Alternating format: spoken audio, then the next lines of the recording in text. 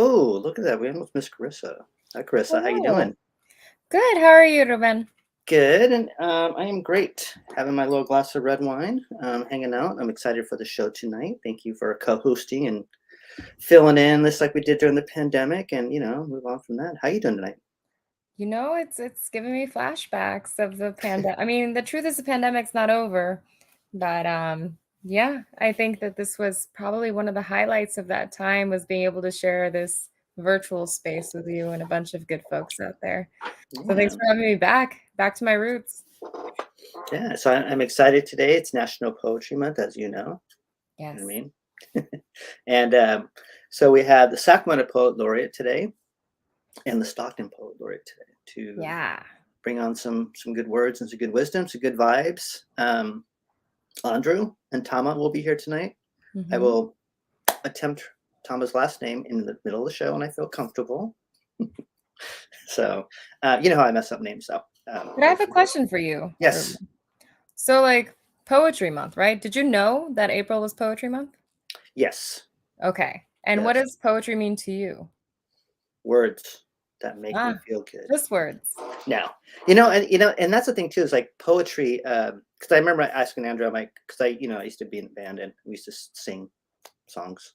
But I used to write, I write the lyrics, right? So I have a whole bunch of words that I've written down before and feelings that I've written down before. So I always ask, I was like, is the singer a poet? Is the lead singer a poet? That's because then I am. But anyways, that's a long story. I'll ask the poets. Let's ask the poets. Yeah. So we are going to before we bring up Andru, we're going to go to a song. Everybody out there, welcome to Cali Cocktail Hour for National Poetry Month. This is a show of feelings and of love for you out there. And please feel free to ask any question as we're going along too. So yes, it would be great for you because this is part of, the whole show is really about you. So it's going to be a great show. We're going to bring up Andru. You have any words for us before we do this? No, I think just, we got the crowd would be cool to hear. Hey, Ruth. Hey, Zach, how you doing? Welcome to the show. Zach, I've known Zach for a long time too. So hi, Zach. Yeah. So I'm excited. This song is Prayer Up. It's a high frequency song that we want to bring up. So it's a couple minutes after this. We'll bring up Andru. So we'll come back. Because we know the frequency and we keep it prayed up. Panic all around, but it doesn't faze us. Because we know the frequency and we keep it prayed up. Panic all around, but it doesn't faze us. Because we know the frequency and we keep it prayed up. Panic all around, but it doesn't faze us. Because we know the frequency and we keep it prayed up. Keep a song in your heart.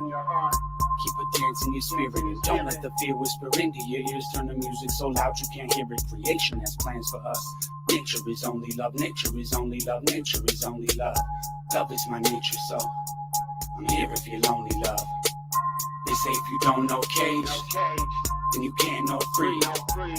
Multiply the designer, so shall it be. Healthy in harmony, tuned to the God, and we respect the goddess. It's all in the prophecy, written on walls they chose not to see. They ain't trying to tell y'all. I remember Jericho. From the windows to the walls.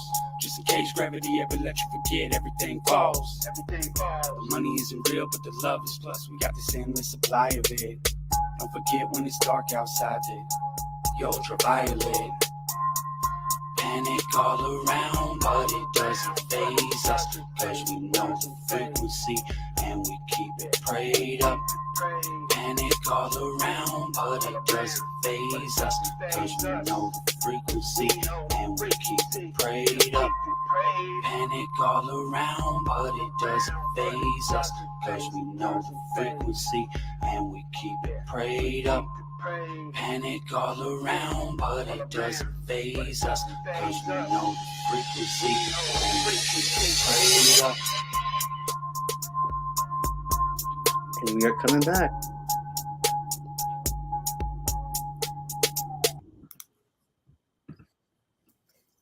All right. How are you guys? Better now. Yeah, we got some people on the stream. We have Zach's mom is on the stream too. My mom is on the show. So What up, Zach? What up, Zach's mom? yeah, Liv is here. Liv! I am. So Hey. welcome. What's up, Andru? How you doing, man? How's it going? Man, I'm fantastic. Just been resting up and getting ready for a big old poetry month. We got a bunch of events going on this weekend, and then a whole bunch of the rest of the month as well. And still getting a bunch of asks, and it's that busy time of year for me. I gotta jump in though, Ruben. It's Andrew is leading all these activities in Sacramento around Poetry Month, but why is it your responsibility to do that? Well, I am the Sacramento Poet Laureate 2020 to 2025.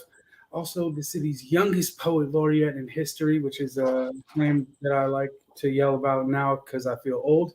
So it helps me feel young these days.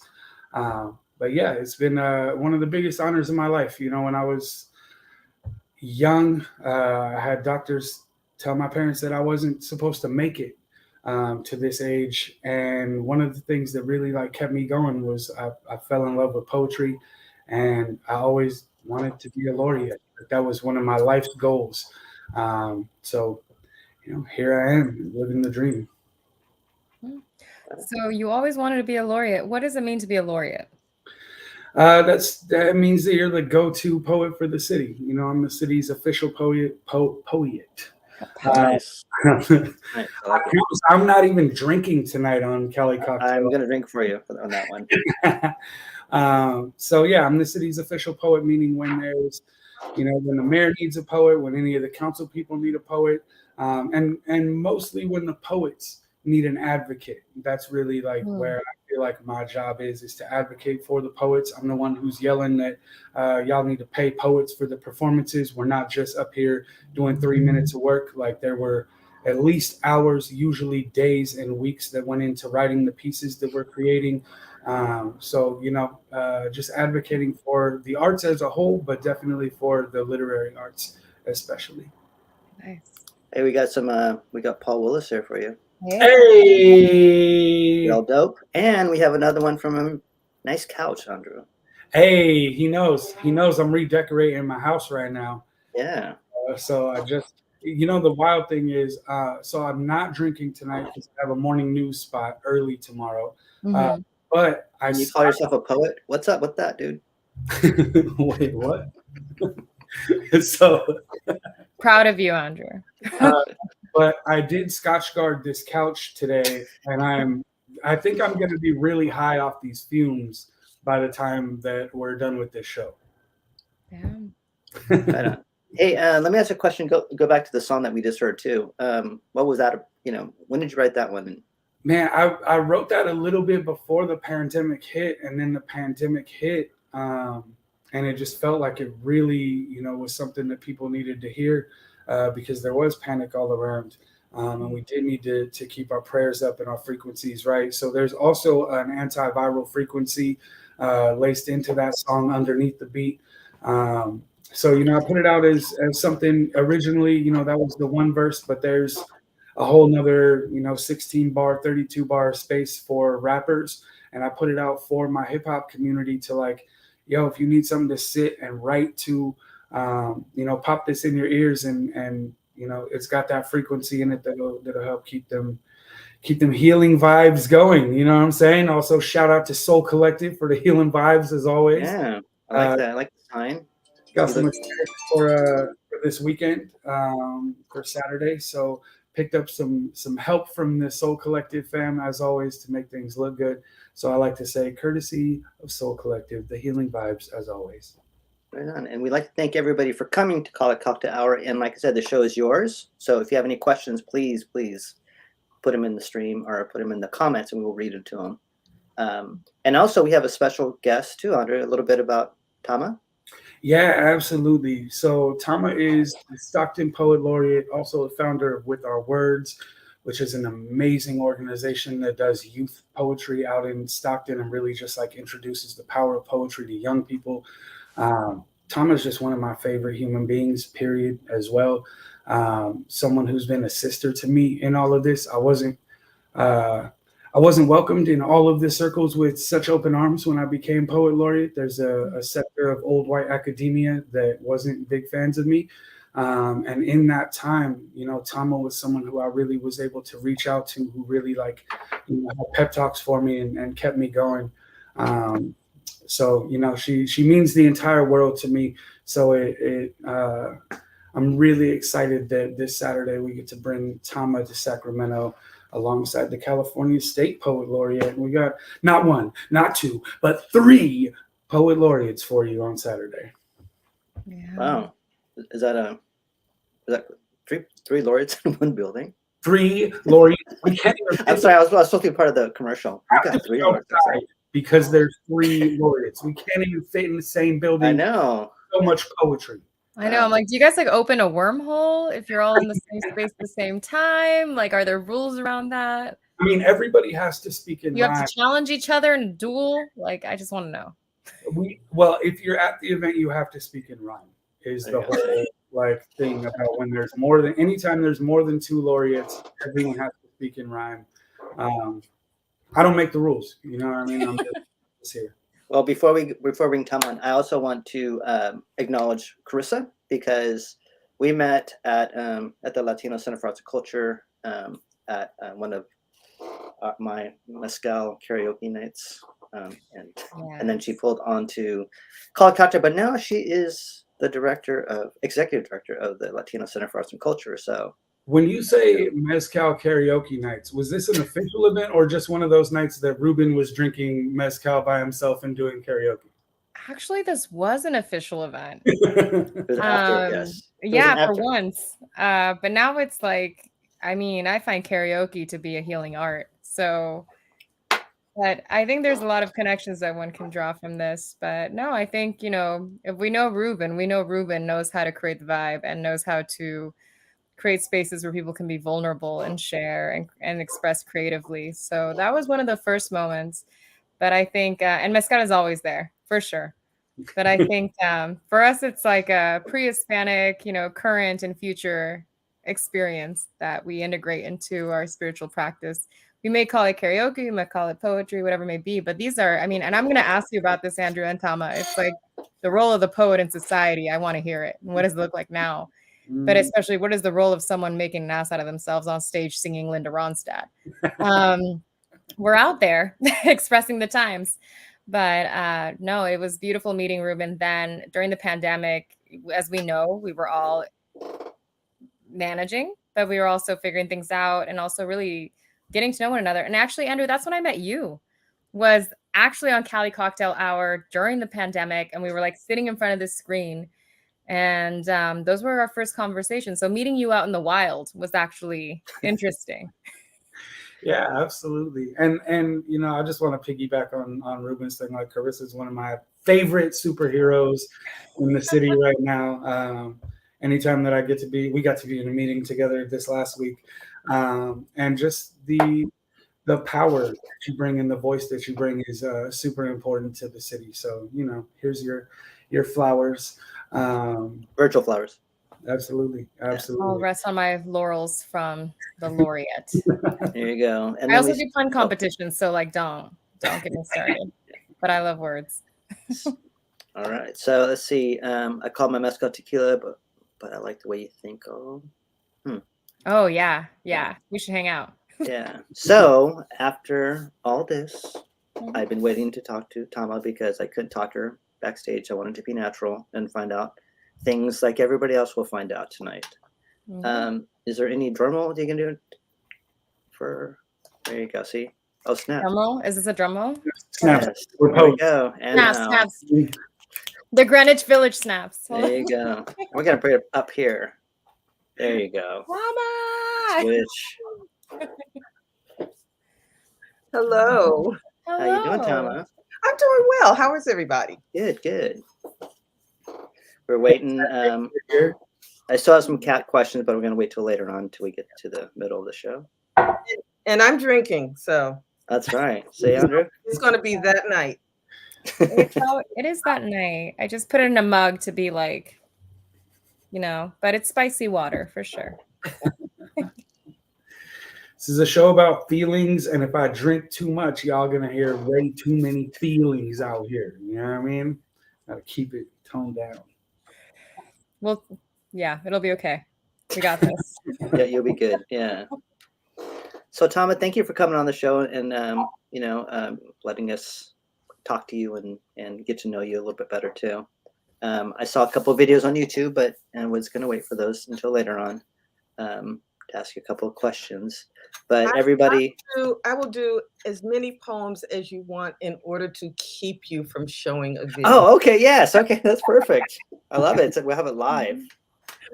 So, but we'd like to thank you on Cali Cocktail Hour, and anybody out there who has any questions, please, like I said, you're part of the show, so please ask away, right? And Carissa, I will give you the first question to Tama. Absolutely. Yeah. So I don't know middle ground, Tama. I'd love to be the Oprah of these spaces and be like, you look amazing. Welcome to this virtual space, but I got to get into it. Let's go. It's like poetry's personal.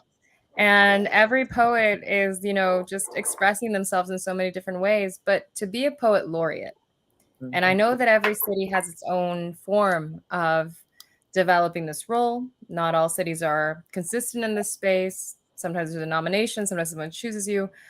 But I really, even the poetry that I read on your behalf and your engagement with youth especially, speaks a lot to what is happening. It's so relatable. I think you can be a poet from one country or from one other space, and you can be on the other side of the planet and still feel seen. So there's something about the poet that cuts through a lot of our lived experiences and goes direct into what it means to be a human being in that space. And so I really want to understand, being in the presence of these really truth speakers, what does it mean to be, I would love to how did you become a poet, all those things, but what does it mean to you to be the poet? What responsibility do you feel you hold when you walk into a room as a Stockton Poet Laureate? Well, because I'm the inaugural Stockton Poet Laureate, I was first appointed in 2015, completely by happenstance. After a number of years of advocating for a youth poet laureate, city finally got its shit together and decided, well, let's get an adult poet laureate. And a number of people responded to the RFP. I was busy doing what I do for With Our Words, which is advocate and create platforms for youth voice. And some of the kids who had come through my program, I pushed them to apply for the Stockton Poet Laureate gig. And all of the same types of people that gave Andru such shit came out in Stockton too. The ones who were published and authored and paged up one wall and down the other. And I was in the background. I was like, as long as somebody responds, we're going to be well served. And then some of the kids in my workshop said, well, Mama T, you should apply for Poet Laureate. And I said, I'm kind of busy and I'm not really sure. And then these brats said, didn't you tell us that we should always try for something improbable? I'm like, oh, now you want to listen to me. Okay, fine. So since I majored in procrastination, the RFP was due at 5 o'clock on Friday, and at 4:58, I hit send on my application so I could go back and tell them, I did it. Now leave me alone. I got work to do.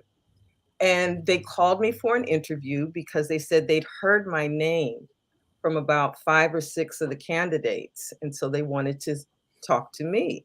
Yeah. And I told them that if they wanted a poet who would be an advocate for Stockton, I would be honored. If they wanted a straight up rah-rah cheerleader, miss me with that. I love Stockton. I look at Stockton through rose-colored glasses, but I still see Stockton. Yeah. So I am going to tell Stockton about itself. And so they, for some reason, appointed me in 2015. It was for 1 year with a possible 1-year extension. And I am now in my 9th year, and I am cycling off and looking forward to becoming Poet Laureate Emerita. All of that to say, when I walk into a space, I am always conscious of the city that I represent, but more so the communities in that city and their youth Yeah. who still deserve a voice and a platform and acknowledgement, and they deserve the highs and the lows of our shared experience as human beings. Mhm. And so that means I have to get over myself and my nerves and my imposter syndrome. I got to put all that shit aside because I have a job to do. Mm. And where did you meet Andru at? Modesto? I don't even like.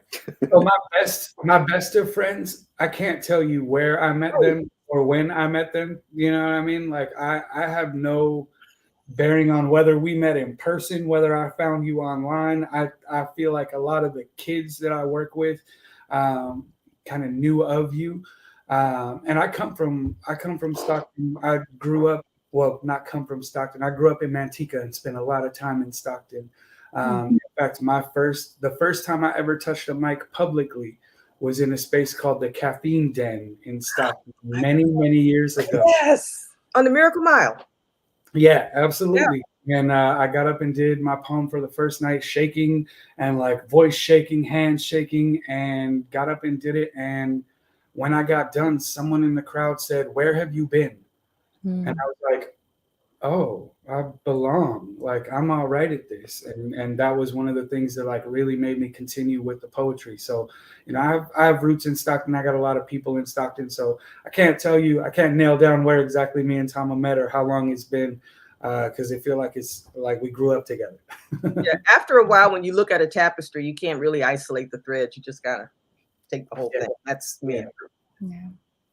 I have to be honest, when I'm in the presence of a poet laureate, I feel like they carry the spirit of their city with them. And so without putting too much pressure, but putting a lot of pressure on y'all, it's hey Andres. Oh my gosh, if you don't know Andres Alvarez, he is an incredibly talented photographer and painter in the Sacramento region. I think he's only getting started, but he's also an incrable human being. And I don't just know about one that of those one. people. No, yeah, he is. I have issues with him. Yes. I love Andres. Yeah, but I think what's beautiful about artists like Andres, like Andru, and like speaking to you, Tama, is that you're all kind of responding to what's happening in your environment. You're all kind of like taking it in. But what I really admire about the mind of a poet, whether it's, you know, someone who writes something as a teenager or someone who is mastering the craft of writing poetry and delivering a message, it's that there's so much care and honesty that we don't see enough of in our day-to-day lives. And I think there's something very attractive and dangerous about that too.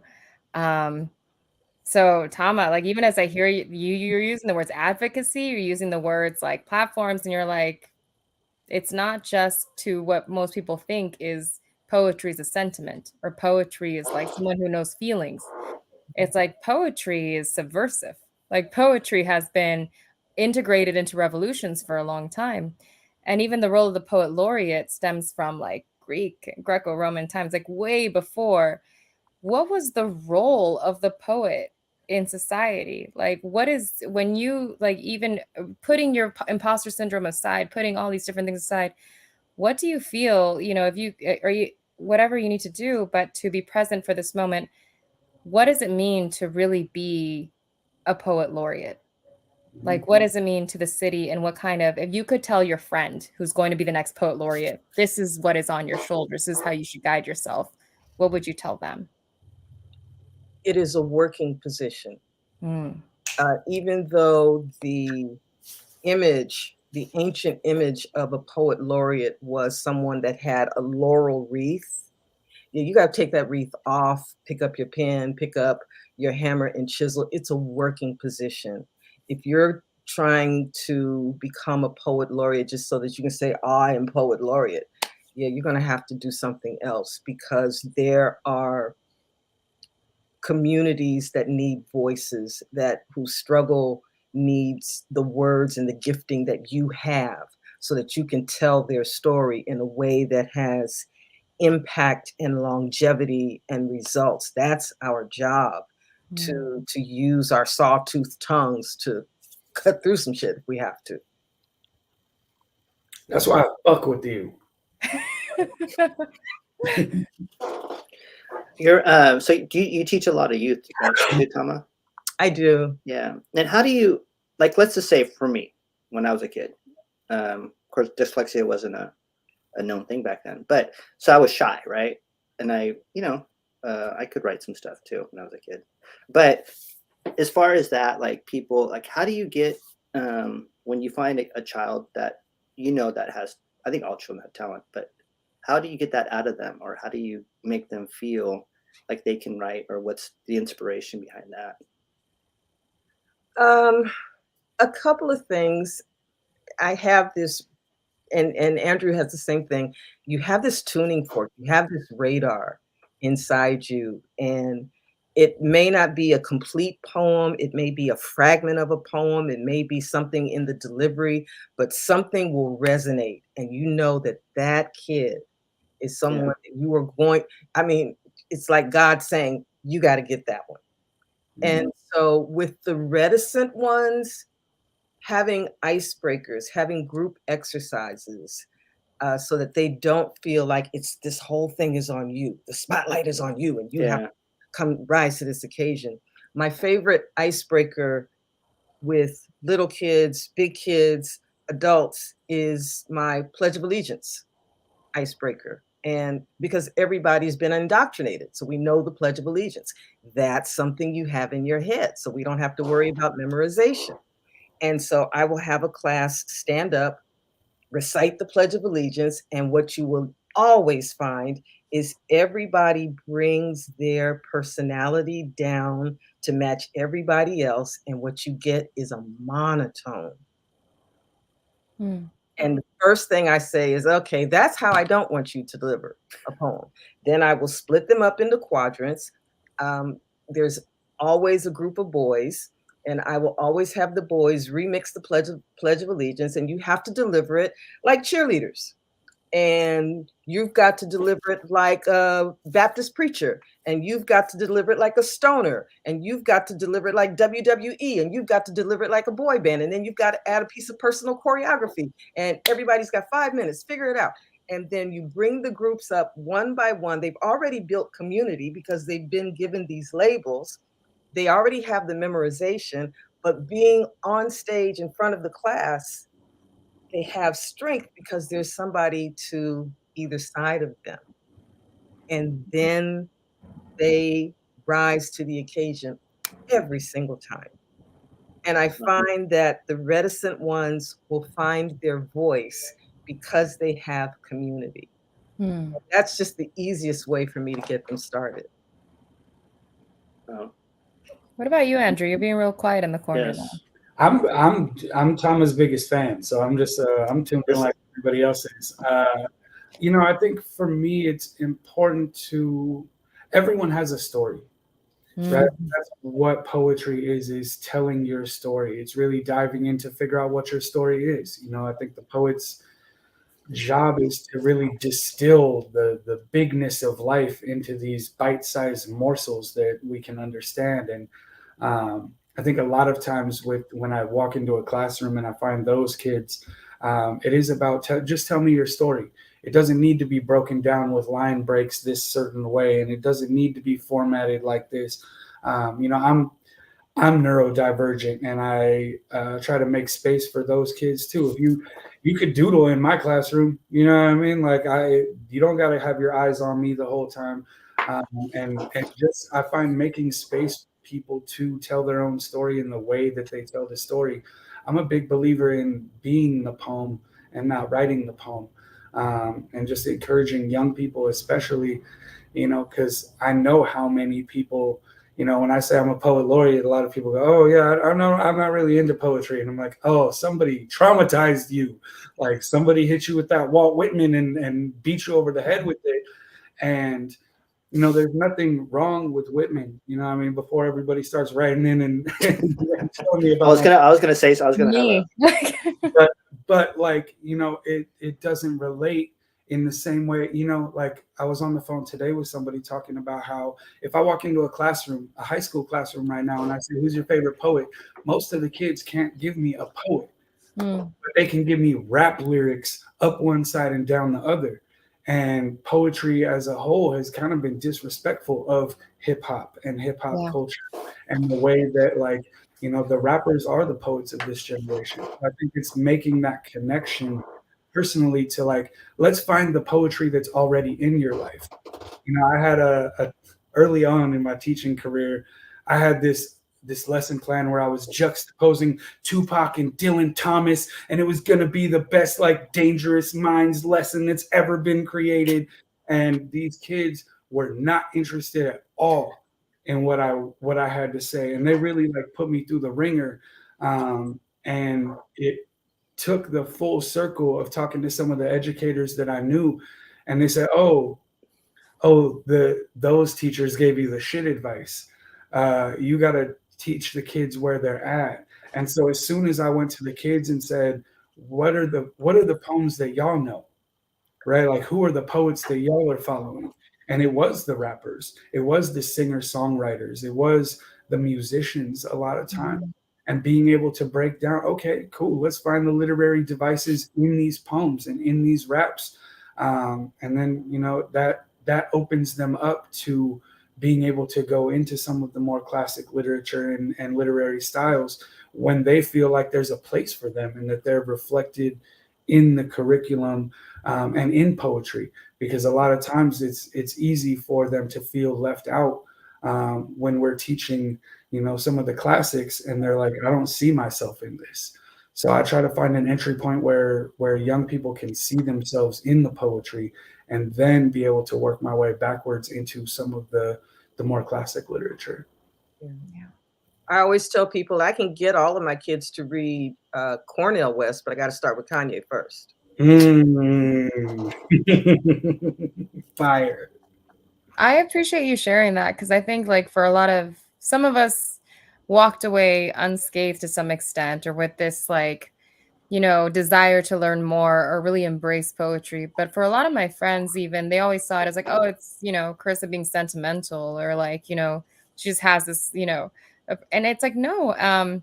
But I agree. It was the approach, is that it was introduced in our curriculum as like, here's the technicality, here's what you need to know and understand and break down.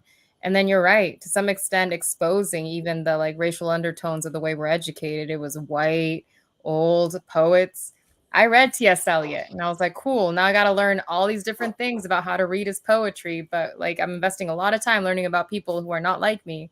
And but your approach of like, where have we seen honest expression and storytelling in a way that does not abide by the same rules that literature does or anything else does, and then bringing it back? Because I think there's something about teaching, or when I speak to a young person who says like, this song made me feel seen, this song made me feel a certain way, or this performance made me feel something, and then actually break it down, be like, do you understand the amount of like, you know, thought process and technical, you know, all the things that went into developing it, then they're in. Yeah. But it's like, but that's different. And so there's such like a level of mastery that's present there. And it's not either or. But I do agree that like us not seeing ourselves represented in this, I have to credit like Sandra Cisneros for being one of the first people that I was like, oh my God, like this person like sounds like me and talks like me and does not write like everyone else. And yeah, it was the first time where I saw even the pronunciation of words or introduction of words that made me feel like maybe we have a place in these spaces. But as I listened to the two of you even uplift the stories of individuals, especially youth, that's incredibly special. But where did you find that poetry found you? Like, when did you find that, like, okay, I want to be a poet? Like, what was that moment? Or where did you find like, oh my gosh, maybe you were already in it and you didn't even know it? Yeah, I mean, my first poem was a suicide note at like 13 years old, you know. I had a lot of medical condition going on and a lot of medical trauma that I was going through. And I wrote this really, really beautiful goodbye note.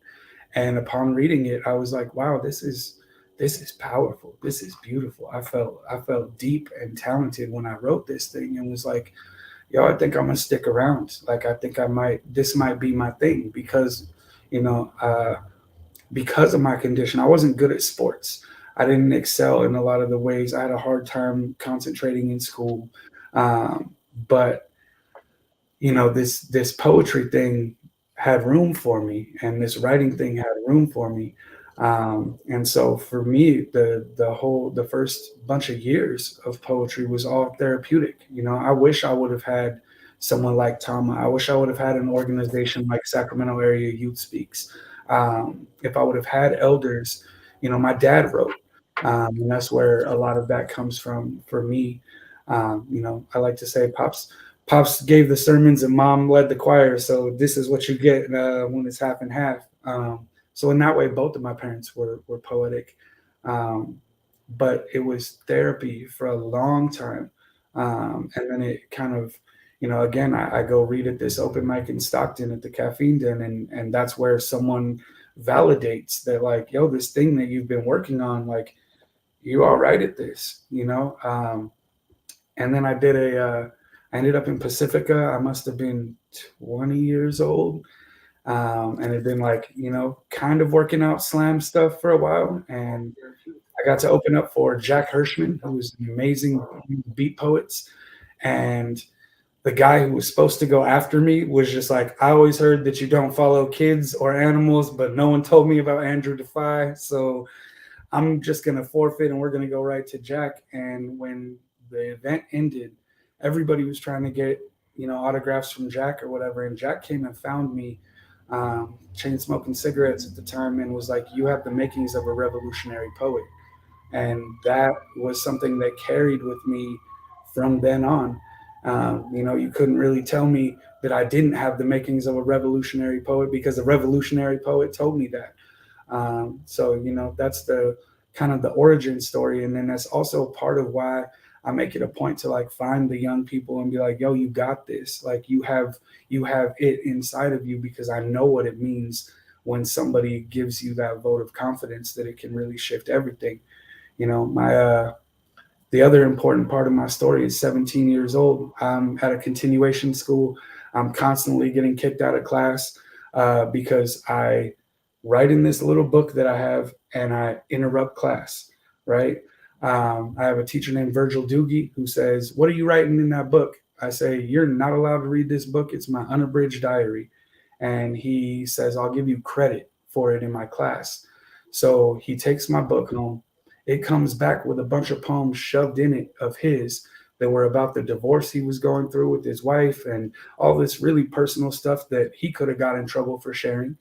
And then he gave me the Outlaw Bible of American Poetry, which had everybody from William Carlos Williams to Tupac in it. And that really shapes kind of everything for me. That's where he's like, what you're doing is poetry. And I'm like, wait, I'm doing the same thing that these people are doing. And I like to tell kids now when I talk to them that, you know, again, I was getting in trouble for writing in my book and interrupting class. And now I get paid good money to write in my book, interrupt society with poetry. So, you know, whatever you're supposed to do will find you. If you just, like, stay true and follow that compass in your gut. Mm-hmm. Right on. What about you, Tama? When did poetry find you? When I was a little kid growing up in Watts, an only child, so I was ridiculously overindulged, but reading was my thing. And so I had a shelf of books, but I also had television. And the cool thing about being in Los Angeles is it's 8:30 in LA, it's 11:30 in New York. And growing up in New York, there was a show on public television called Soul. And it was hosted by Ellis Hazlitt. Mm-hmm. And at the time, I was able to stay up late for me, and I got a chance to watch The Last Poets. And I saw Felipe Luciano on my screen. That was the finest man I'd ever seen in my entire life. And he was fluent in poetry, in English, in Spanish, and there was another woman that came on, and her name still is to this day, Anna Maria Horsford, who is a poet. You will know her from the Wayans Brothers show. She was the security guard, and she was also on the sitcom Amen. She's an actress. She's 75 now, but she's actually a poet. And it would be me and them and words just kind of flowing over me in the dark. And then shortly after the Watts riots, and I am dating myself, but I make 65 look good. Shortly after the Watts riots, my mother took me to see the touring company of A Raisin in the Sun. Mm. And so on stage, I'm looking and listening to Bea Richards, Sidney Poitier, Ivan Dixon, Glenn Turman, and I see what words look like up close and personal, coming from people who look like me. And I said, I think I want to do that. And then the kicker was, as a teenager, Nikki Giovanni at 25 had the nerve to write her autobiography. And concurrently, she came out with Pax, Great Pax Whitey, Peace Be Still, which combined spoken word with gospel, two of the linguistic expressions, the roots in the Black community. And I'd never heard anything like that before.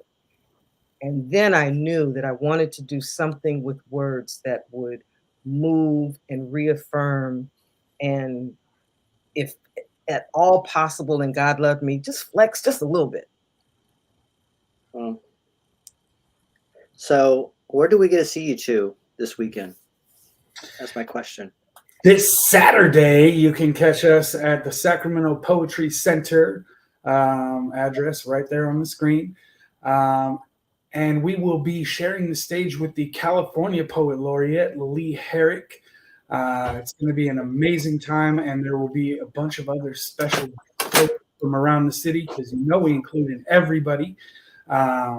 So it's kind of a reintroduction to the Sacramento Poetry Center as well. I just want to shout out that whole team that's really been doing a lot of work the last 3 years to really hold themselves accountable and make some changes and make sure that they are really representative and really equitable for all of the poets in the city. That's multicultural and multi-generational. So we're doing a big old kickoff event for National Poetry Month, and also kind of reintroducing the Sacramento Poetry Center to the community. The SPC just wrote a new code of conduct, which is really powerful, and I hope kind of spreads throughout Sacramento as well, just to make sure that it's a safe space for everybody, the way that our art spaces should be, making sure that everybody has a voice and everybody's art is celebrated. And so you're saying that's April 1st from 2 to 5? April 1st, no April Fools, you know what I mean? Yeah. And also for my people's watching, this is not a ZFG event. You know what I'm saying? This is going to start on time. So I would suggest being there early. Oh, what kind of event? ZFG? ZFG, I got this. I had this little crew for a long time out here in Sacramento, and we were known to take over street corners and different events and guerrilla What art. does ZFG stand for? I mean, that depends who you ask. That's true. We might not get that right now. Tomorrow morning. Zero forbidden goals, zero fear granted, or zero fucks given if they telling you no. Okay. So, but we usually started on full poet rapper time, which was a good, could be anywhere from 15 to 30 minutes after the start time. But this one will be we're crammed. We're crammed to the brim. And how much does it cost? I would pay a lot of money to go there. Well, how much is it? You don't even have to, Ruben. I love that you asked that question. You can bring the entire family out for the cost of free $99. You know what I'm saying? We bring the best in Sacramento, the best in Stockton, and the best in California, and it's all free. We really wanted to make it accessible for everybody. I'm a big believer that the art should be accessible for everyone. And, you know, there's zero cost to any of it. So come through. Yeah, so everybody come out on Saturday, right? All the snacks, you know, if I'm there, there's going to be snacks there. You know what I'm saying? We believe in feeding the people metaphorically. But like actual edible snacks. We're not talking about you, Andrew. No. Oh, dang. Forget it. I'm not going. I was going to my turtleneck and my beret, but I'm not going to forget that. And we have... You have security, and if you wear a beret, you will be escorted out. No! Sorry. That's Chris's favorite. I know. That is. I have so many. And then I think we have a comment for Tama about So Magical. I remember Max Schwartz had a yeah. Sorry. Yaya's in the house too. Oh, I had a beautiful about Felipe. Only beauty can accompany Felipe. Sorry. So this is the time where we either play a YouTube video, no, or we play a poem, a live poem. But I think we're going to play Andru's poem first. That, you know, you want to reference someone? That's the video that you sent me to. I don't know what video that I sent you. Well, we can find out together. How about if I play it and then you talk? Oh, before we go though, I have to do this because it's been so long, and I know that hasn't to do anything with art, but we have to light the beam because we are in the playoffs for the first time in 16 years. Yes, we are. Hey. I had to. I'm sorry. I know. But before we go to this, hold on one second. Can you read that? That's a long one. We had Abiodun, Umar, and Baba here with straight out scribes. Mario Ellis, Mariana Sosa X of Chocolate, Royal Chicano Air Force, Casindio, opening for the last poets at Sac High. Yaya represent, you know, we have like city historians, but then we have Yaya, who is a spirit in and of themselves, who is like, I mean, I've run into Yaya in other cities in California for no freaking reason. And so I appreciate Yaya. Everything you do, everything that you still carry with you there's something about being a poet and there's something about living a poetic existence. And I have to say that Yaya is one of those people. So just thank you for being here and for reminding us of like where we come from and also where we're going. But thank you, Yaya. Always a pleasure to be in your presence. I don't know if y'all know Yaya. I know Andrew does, but I mean, that rich history of Sacramento art, all kinds across all. You know what I'm saying? Like a lot of the, you know, shout out Straight Out Scribe, shout out Mariana.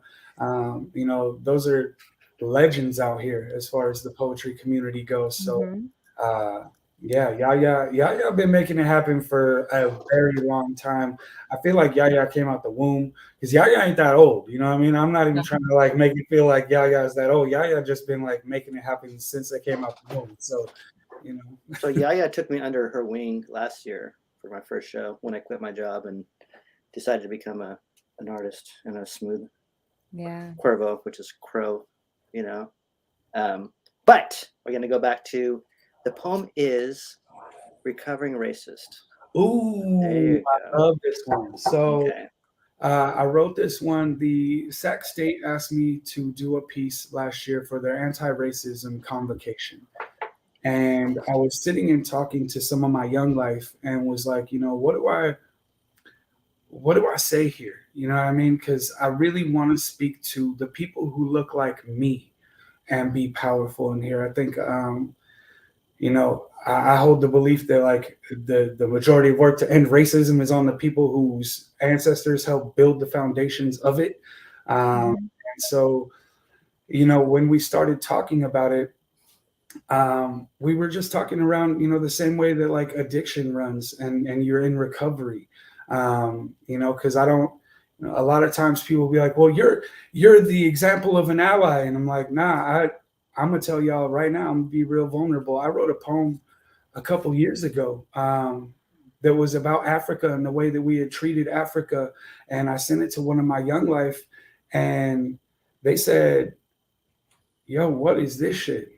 Like, you really wrote about Africa through a white ass lens of white guilt. And like, it was a blind spot that I wasn't aware of, that I just, you know, didn't see as a straight white man. I got a lot of them. So I think really addressing some of those things and addressing that it's inherent in us, especially coming up in this system, that like, you know, we have to address the racism inside of us first before we can address the racism that goes on outside of us. And systemically, that's how we change it, is by addressing it within ourselves. So I wrote this poem for the Sac State Anti-Racism Convocation, just about, you know, being a recovering racist myself. Right on. So you're ready to play it? Everybody out there, if you have any questions, please feel free to put them in the comment and we will bring them up for anybody here. Carissa, Tama, Andru. And here we go with the poem, and we'll come back right now. Hi, my name's Andru, and I'm a recovering racist. I've been fighting it all my life, but sometimes it still pops up in places. And I saw, soon as I said it, that some looks changed on some faces, like, we know it, but why would you say it? Well, they say admitting's the first step to changing, so we gotta talk. Especially if you look like me. Especially if your ancestors agreed on being white as the price to be free. Good morning, America. You're still a burial ground, no matter how beautiful. They say eat your vegetables, but there's still slavery in the soil. Who forged the sword you're swinging and composed the songs you're singing? The Library of Alexandria was in Tulsa, and we're never taught about it. Like Seneca Village under Central Park. Yeah, I have friends with master's degrees that just said, huh? And that's part of the problem. What we've been teaching is what we've been taught, and we don't take time to unlearn, so we trap other people before we can see that we're caught. It's passive perpetuation instead of intentional progression of thought. I know it's a lot, but before you change lanes, you got to check your blind spots, whether the roots feeding the leaves or the rain trickles down from the top. When the tree stops being healthy, the whole thing needs to be chopped. We need to be honest. We say that we feeding the people, we gonna need crops. So we gotta nourish what's growing by showing it love and keep uprooting everything not. This means it's cool, I can go on your IG and might see you at marches. But at Thanksgiving dinner, are you too scared to speak up to your pops? It's more than performative. What you think this is, Congress? Do I look like Nancy Pelosi and Kente Cloth? If I was, Maya would have gotten 100 instead of a quarter, and we'd all be stacking Angelus from night until the morning. Listen, statistics show the best way for white allies to wage war against racism is by taking long enough looks in the mirror to understand the flaws in our own vision and stop addressing experiences as monolithic. Ask ourselves, are we building for or building with? There's a big difference. Disparities are a symptom of a rigged system being efficient. When it's your privilege or your practice, where is your commitment? Thanks, y'all. My name is Andru Defeye. Never forget how big you are and how many of us are there with you.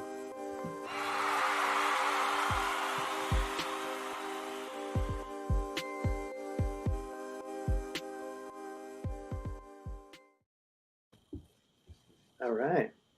We are back. That's what you call an instant classic. I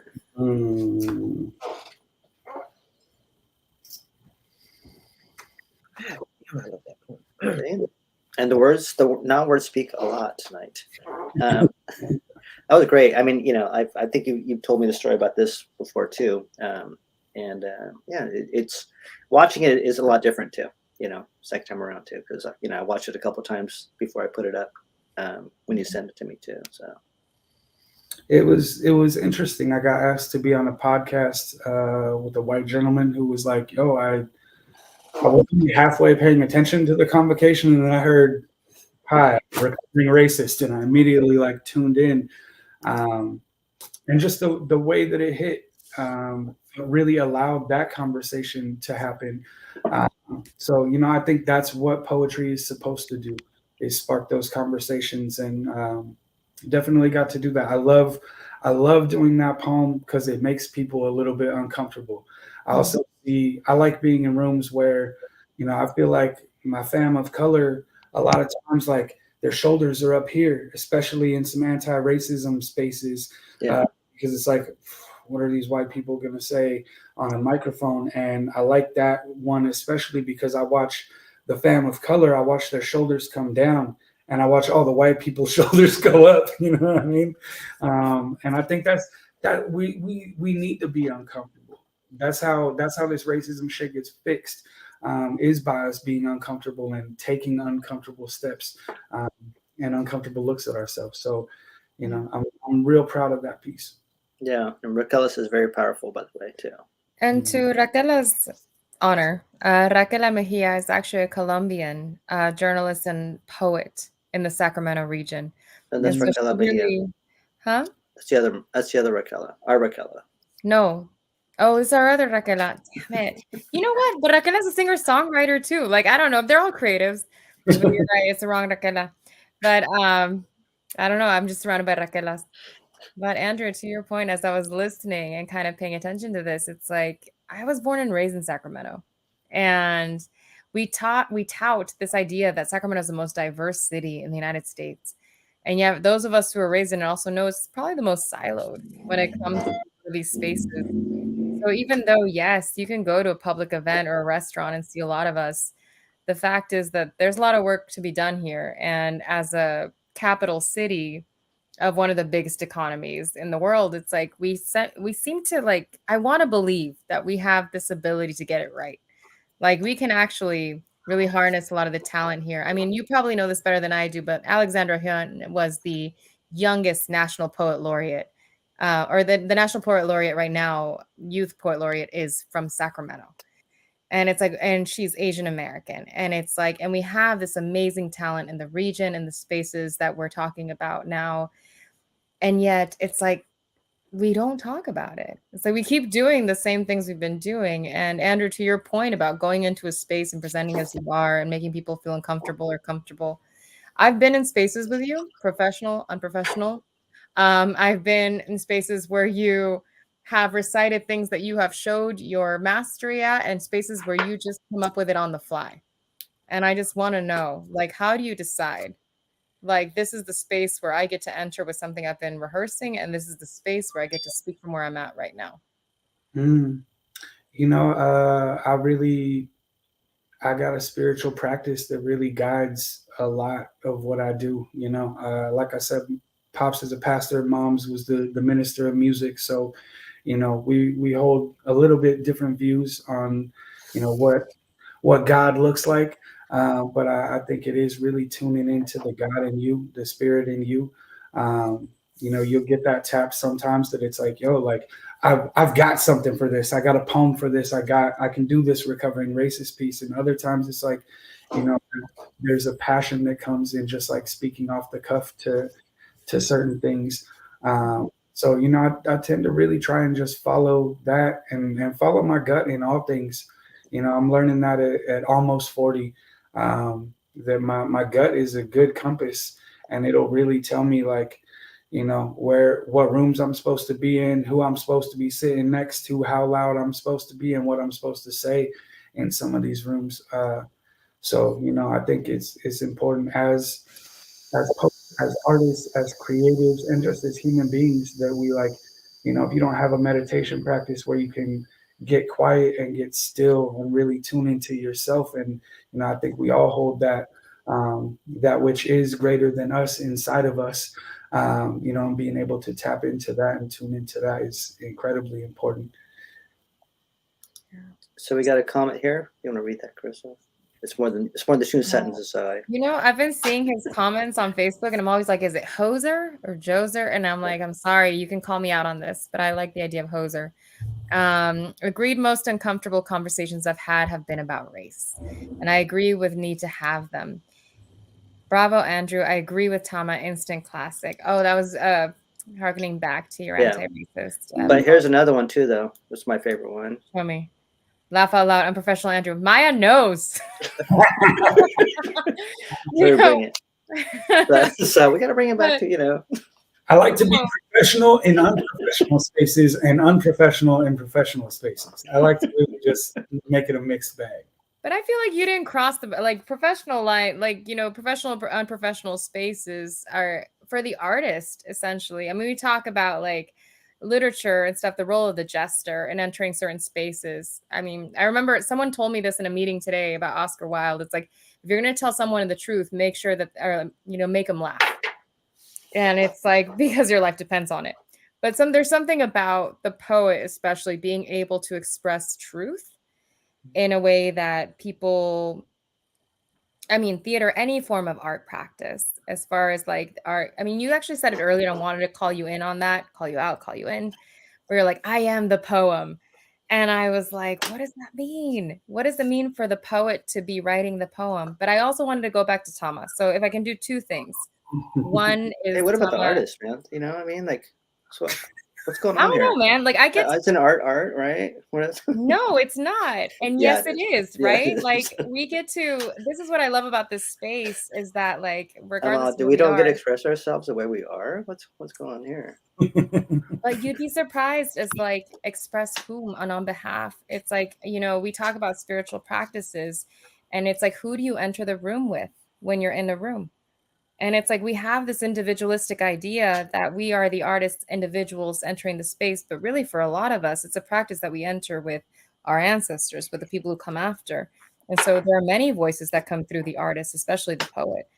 And I mean, that's just to like, Oh, but I was like, try being a musician. It's a different story too. it depends on the musician. But like yes. I wanted to return to the idea of Andru when I asked, like, when do you recite something that you have been practicing and mastering versus something that you do on the cuff, and turn it back on Tama, because I haven't heard from her in a while. It's like, Tama, do you only ever express or share poems or expressions of yourself that you have been working on, or are there ever moments where you're like, it's the moment and I must speak? There have been poems I've written 15 minutes before I was supposed to go into a contracted event. Probably last week would be one of them. But it turned out okay. The work that I do here is often in opposition to the agencies and organizations that I work next to. And I make a distinction. I can work with a lot of people. I can work next to a lot of people. I can't work with everybody. I love that. And because Stockton has a very peculiar DNA, it's inextricably tied to its soil. It's rural. It's in the DNA. So that means it doesn't have a history of struggle, of entrepreneurism, of civic engagement. Our kids don't grow up knowing how to protest. And you think about that, and it's something we have to think about. And so coming in with an art form like spoken word, I've told the story a number of times. When we did our very first spoken word competition back in 2004, 5 of the largest Black churches in Stockton threatened to shut down the festival that we were a part of because I had named the competition Step to the Mic, spoken word competition. I didn't think anything was wrong with Step to the Mic until I found out that their problem was not with Step to the Mic. It was the fact that I called it a spoken word competition. Exactly. Why? Well, one, you can't be Black and not have a minister somewhere in your family. So we had to get on the phone and find out why these men were so angry about calling it a spoken word competition. Come to find out that in the heyday of deaf poetry, these ministers were upset because they thought that the phrase spoken word belonged to the church community exclusively. And they were loath to share it. And they literally said, if you do not change the name of the competition, we will call for a boycott from our various pulpits. Now, remember, I did tell you that I was from Los Angeles, so I was about to do some of this stuff. But we brokered what I can only call a very Stockton compromise. we had 2 sets of promotional materials. One for the civilized world that said, "Step to the mic, a spoken word competition."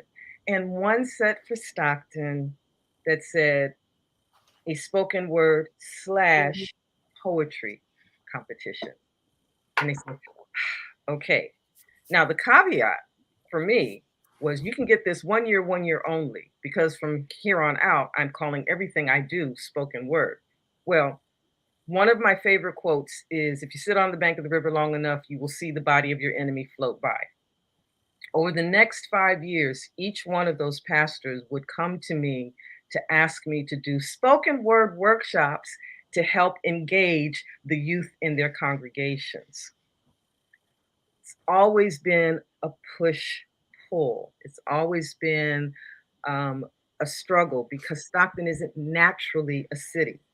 And so the things that come with being a city, they're still learning. It's much better now than it was in '04. A lot more kindred energies and spirits are finding each other and putting themselves in places of impact and influence. But it's still very much a teaching experience where I work.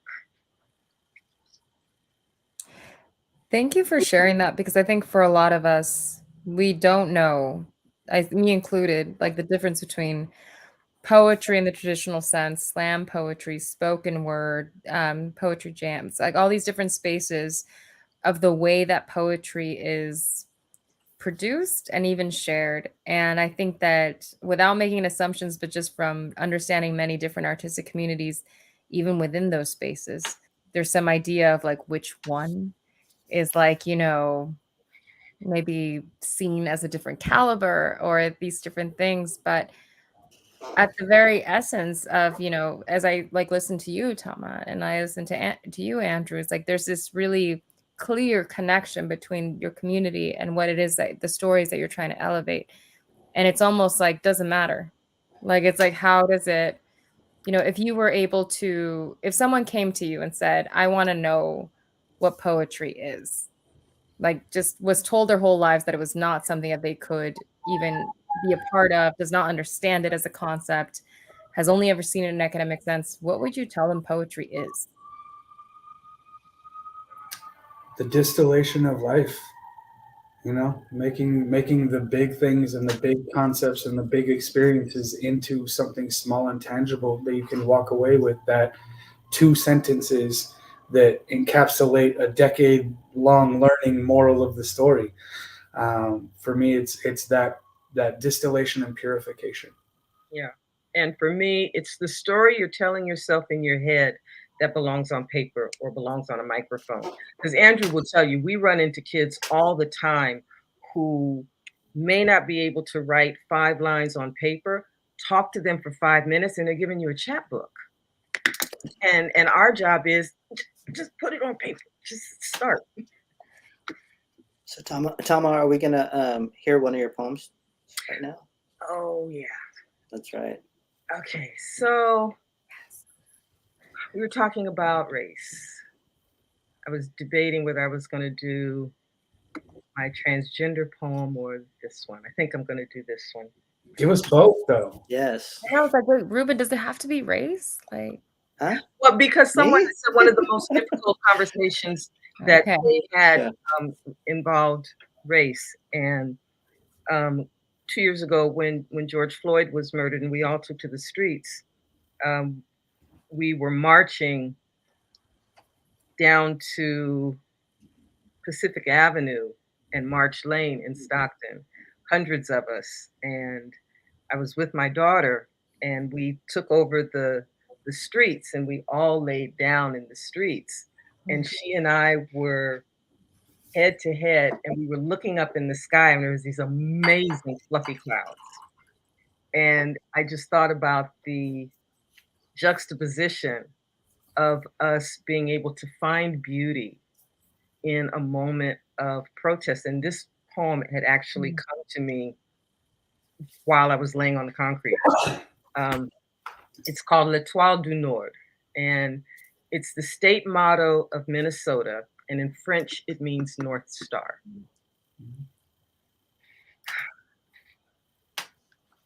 If fire is the needed warmth generated by a people huddled, banded together across generations, drawing from themselves the strength to endure a nation's cool indifference to these icy winds of racism, this uniquely American maelstrom against melanin. If fire is the melting away of inaction in place of acknowledgement, if fire is the light that sears too comfortable film from eyes willfully blind to the consequence of color, if fire is the overdue heat, a postponed public pyre upon which we stack like kindling, every impotent acceptance of murders made uniform by murderers wearing uniforms, if fire will lead to the incineration of injustice, then let it burn. Is not my word like a fire, saith the Lord, and like a hammer that breaketh the rock in pieces? So raise every righteous and weary hand, yes, again, against the brittle rock of racism, so ready to crumble further. Ignite our voices, yes, again, to set ablaze the catechisms of cruelty that paper over ancestral grievances, warm our hands by this fallen North Star, become conflagration and weight. Somewhere in the systemic cinders is a Phoenix, a Ferguson, a Charlotte, a Kansas City, a Minneapolis, a Portland, a Louisville, a New York, a Sacramento, an Oakland, an Atlanta, a people, an entire country finally filled to bursting with a people ready to rise from our ashes. You hear the people. Thank you, Tama. Yes. I didn't put you on solo mode because it was so powerful. Mm-hmm. And like surgical, you know what I'm saying? Like this is like what we really aspire as poets to get to. This is why Tama one of my favorite superheroes, because that scalpel is surgical in giving that message. There's not a wasted syllable in there that doesn't ingrain itself directly into your heart and live there for a moment, you know? So just, again, y'all need to come out Saturday at 2 p.m. and come see some more of that. See, we got a wow, thank you for it. Yeah, we got some comments. Thank you. Yeah, everybody out there, if you have any questions, thank you for coming to Cali Cocktail Hour. And yes, Andru is right. Saturday from 2 to 5. Free. But Ruben, have we answered your question? Which one? Are you a poet? I don't know. Visual poet, yes. So I'd like to see the next episode of that. What That's type right. of poet? You know what the most important part of the word poetry is? Yes. Last three letters. Which was that? I'm sorry, I spoke over you. The most important part of the word poetry is the last three letters. Oh. I'll go If you're willing to do that, then the first part is easy. So let me do something right here. Carissa. No. Have you ever written any poetry before? Have I ever what? Written any poetry before? Yes. Do you have any handy? No. And what I call you out, would you do it in front of us? Because maybe after a couple glasses of wine, we can have you do some. We'll sign off, but no, we're not signing off now. But I'm saying, like, that was real smooth, Carissa.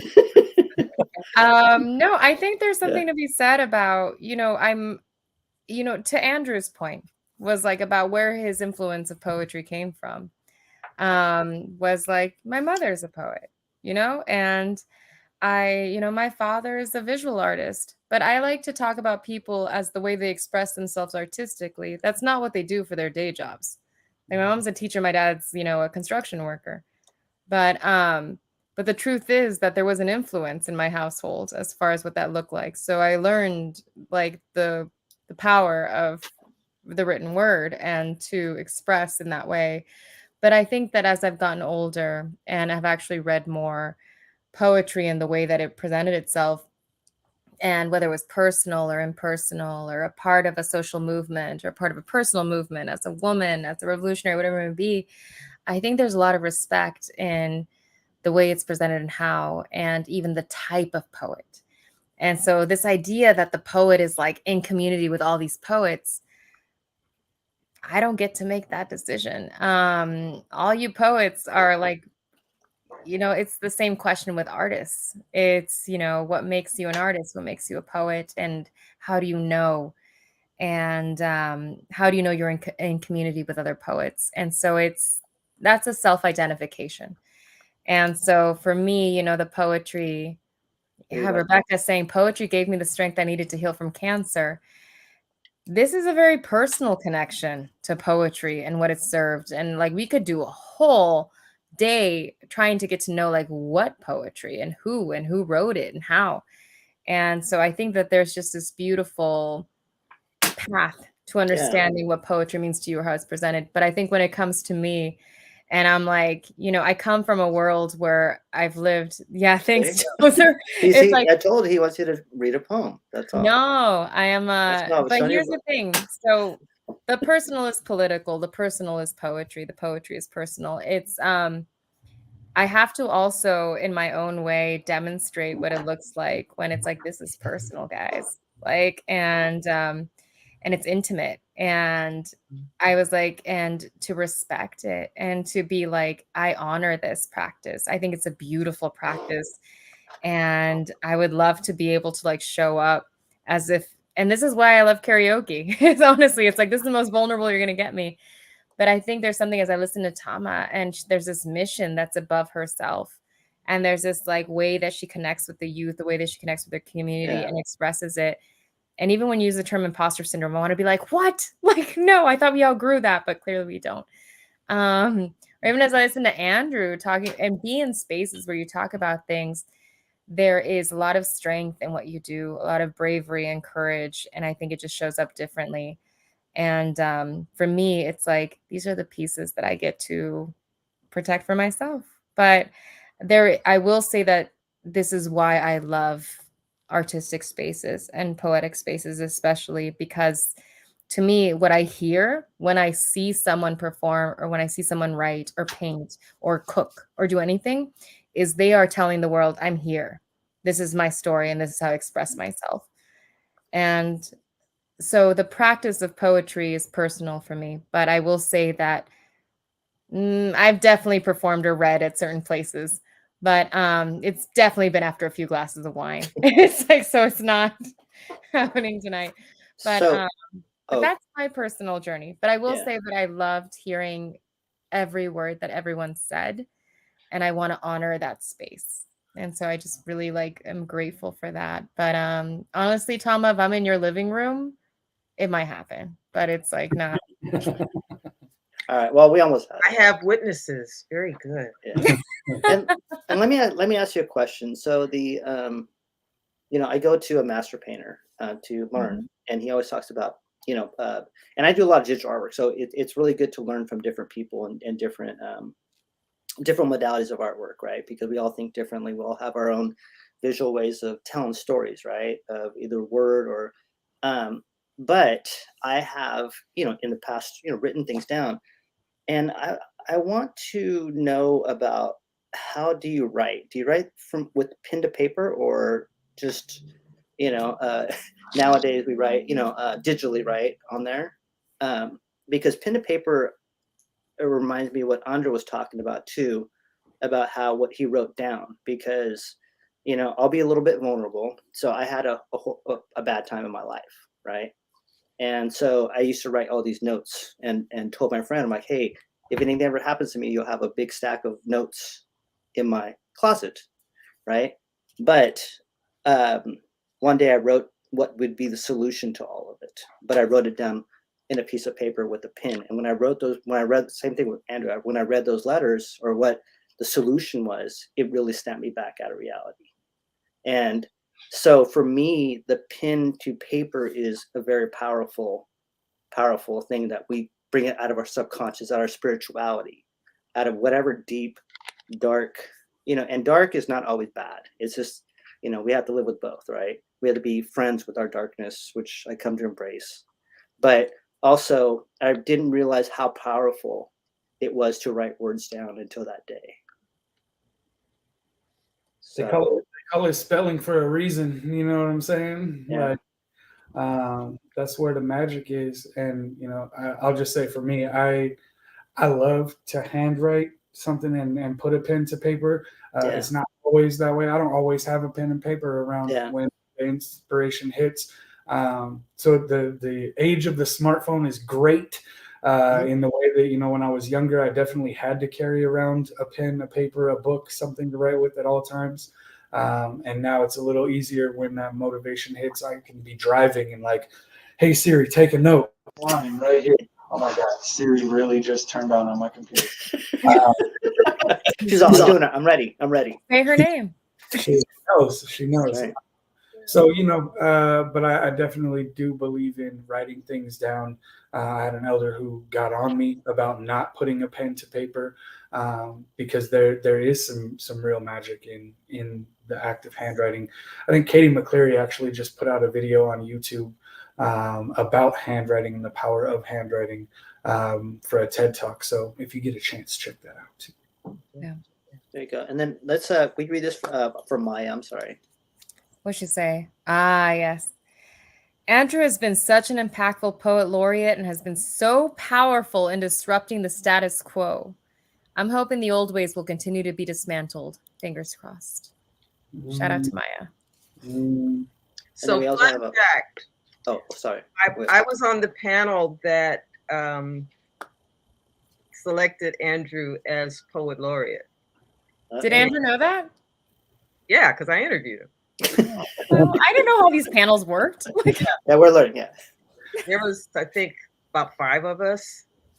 And during the process, it was readily apparent that there was a binary choice between maintaining the status quo and completely embracing tectonic change, like shifting the atmosphere, shifting the very landscape of Sacramento's poetry. And it came down to really one question. How would you engage young people and communities that aren't normally attracted to poetry? And one established poet could not answer the question. And Andru went off. And he said who he would engage, why he would engage them, what they would look like, what they wouldn't look like, what the problem was with the poetry establishment. And I was like, and check all the boxes. And it became very easy to make the choice down to the final 2 candidates. And I was very, very happy when he was appointed. But yeah. I have to ask, you use the term like poetry establishment. Who's the poetry establishment? Well, at the time, it was Sacramento Poetry Center. Damn. And it was the old white academics that have taken over the Sacramento Poetry Center. And that's why when I was talking earlier about the work that's been done in the last 3 years to really take accountability for that, and that it wasn't a space for everybody. It wasn't a space that young people of color and young people from the LGBTQIA plus community felt comfortable and safe in. There were folks that got removed from the board. There are some of the poets out here who've been out here that got added to the board. Shout out Kuhn the Poet and J-Ro, Sharon, Patrick, Julia Connor. Like that board is really, it looks like Sacramento and it feels like Sacramento now. I was there years ago and I didn't feel safe in that space. And at the time I was a 25-year-old straight white dude. So I know that the young people of color who were in their teens didn't feel comfortable there. So, it definitely was, the old white academics, I think, run a lot of the poetry, what we would call the poetry institution. And, they're trying to hold on to it for dear life. and gatekeep and not make space for the young generation and the young people to be there. You know, Thomas said something earlier about it being a working title. And I think in a lot of places, Poet Laureate is a lifetime achievement award. And it's been treated like that, where you just know now you show up and you do a few readings a year. And like, yo, I put in at least 40 hours a month on this poetry and advocating and making space for folks and working with organizations to make sure that poetry is advocated for and poets get paid. So, you know, it definitely is a working title nowadays. That's what we're trying to turn it into. And what I'm trying to do for the next Poet Laureate in this city. I feel like I was appointed by the higher ups. And by that, I mean someone much greater than a panel or the Office of Arts and Culture. You know, I was put in this position to clear the dead brush because I want the next Poet Laureate to be able to move freely and to have access. When you call yourself the Sacramento Poetry Center, you better be the center of Sacramento poetry. And they'll tell you, I'm not saying anything that they wouldn't co-sign as well, that there was a moment where we were like, look, either this changes and blossoms into something new or we burn it down. And those were the two options, you know, and there were a lot of people who were willing to see it burn down just because they didn't want to see the new blossom and the new growth because they wouldn't control that. So, you know, it's been a fight. And, you know, Tama making them faces because she was on the phone with me when I was like, yo, I don't know what to do. Like I got beat up a lot, you know, by the old poetry institution in the process of like getting all of this done and creating the Poetry Center as you're about to get introduced to it on Saturday. Wait, so you're telling me that I could see you? Yeah. Come out Saturday because this is a victory celebration. This is you know, if you're going to have a grassroots movement, first you got to disturb the soil. And so this is the rototilling that Andru's been doing to make something like this happen, where you've got multi-generational, multicultural, multi-genre. You get to see what the future of Sacramento poetry is going to be like going forward.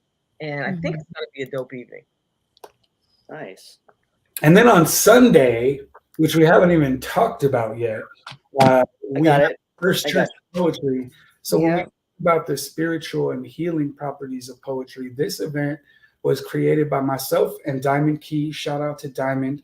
And coming out of the pandemic and out of those couple of years of isolation last year, we decided like, yo, we need to have a space where the poets can talk, not be featured, not do a poetry feature, but talk to the people and give the people some upliftment and some empowerment.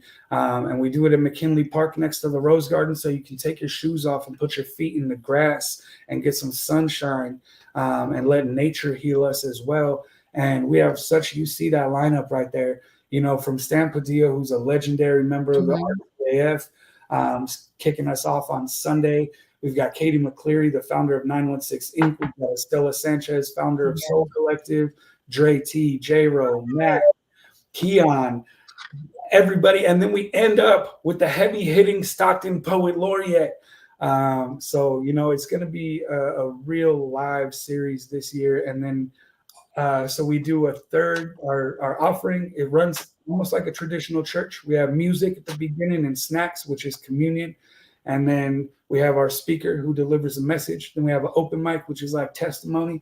And then we take an offering. And the offering gets divided up in three ways. That's to the artist, to the church, to the snacks and everything, because we got to pay for that and make it sustainable. And then the third piece is going to Harm Reduction Services this year, which does a lot of amazing work in the community, whether that's like helping unhoused folks find resources, whether that's, you know, getting folks, you know, whatever support that they need, making sure that Narcan is available, making sure that people have trainings in Narcan, you know, just a lot of amazing things with Harm Reduction Services and work that they're doing. So, you know, last year we donated, you know, almost $1,000 to Cafe, which is clothing and food for everyone. If you don't know about them, it's Cesar Chavez every Sunday morning at I think 8 a.m. And just they've been out there for 13 years. They're not an organization. They don't got nonprofit status. It's a bunch of humans that were like, yo, we want everyone to have clothing and food. So, you know, we as the church, you know, like I said, my pops is a minister. So, you know, I had to go to my parents when I was about to start a thing called a church before they saw it promoted online and be like, hey, this is what we're doing. And my dad said, let me know how that works, because that's something I would like to do on the Sundays that I'm not preaching. Like, this is the work that I feel like the church should be doing. You know what I mean? Like, it is installing hope in people and it is taking care of the people. So that's every Sunday, April and May. You know, just come out and get some love. This isn't a poetry feature. This isn't a show. This is really just like communion with the people, community with the people. I think activists, especially, we don't bond outside of, like, there were people who I only saw at protest for a decade, and I only knew you in protest. And there are scientific studies that say it takes 40 hours of non-transactional interaction to fire off the chemical bond known as friendship. And I'm not trying to be out in the trenches with people who don't love me. You know what I'm saying? And if we really fighting for liberation and justice, then I want there to be love at the center of that. And I think these spaces are so important in creating that. And that's what the First Church of Poetry is about. Right on. So everybody go there Sunday, right? And don't forget Saturday. So it's gonna be a whole weekend of it, right? Oh yeah. Yeah. And let me go back and acknowledge who's here too, because, you know, always on Cali Cocktail, we have some really awesome. There's always artists coming up, but we have Teresa's here, right?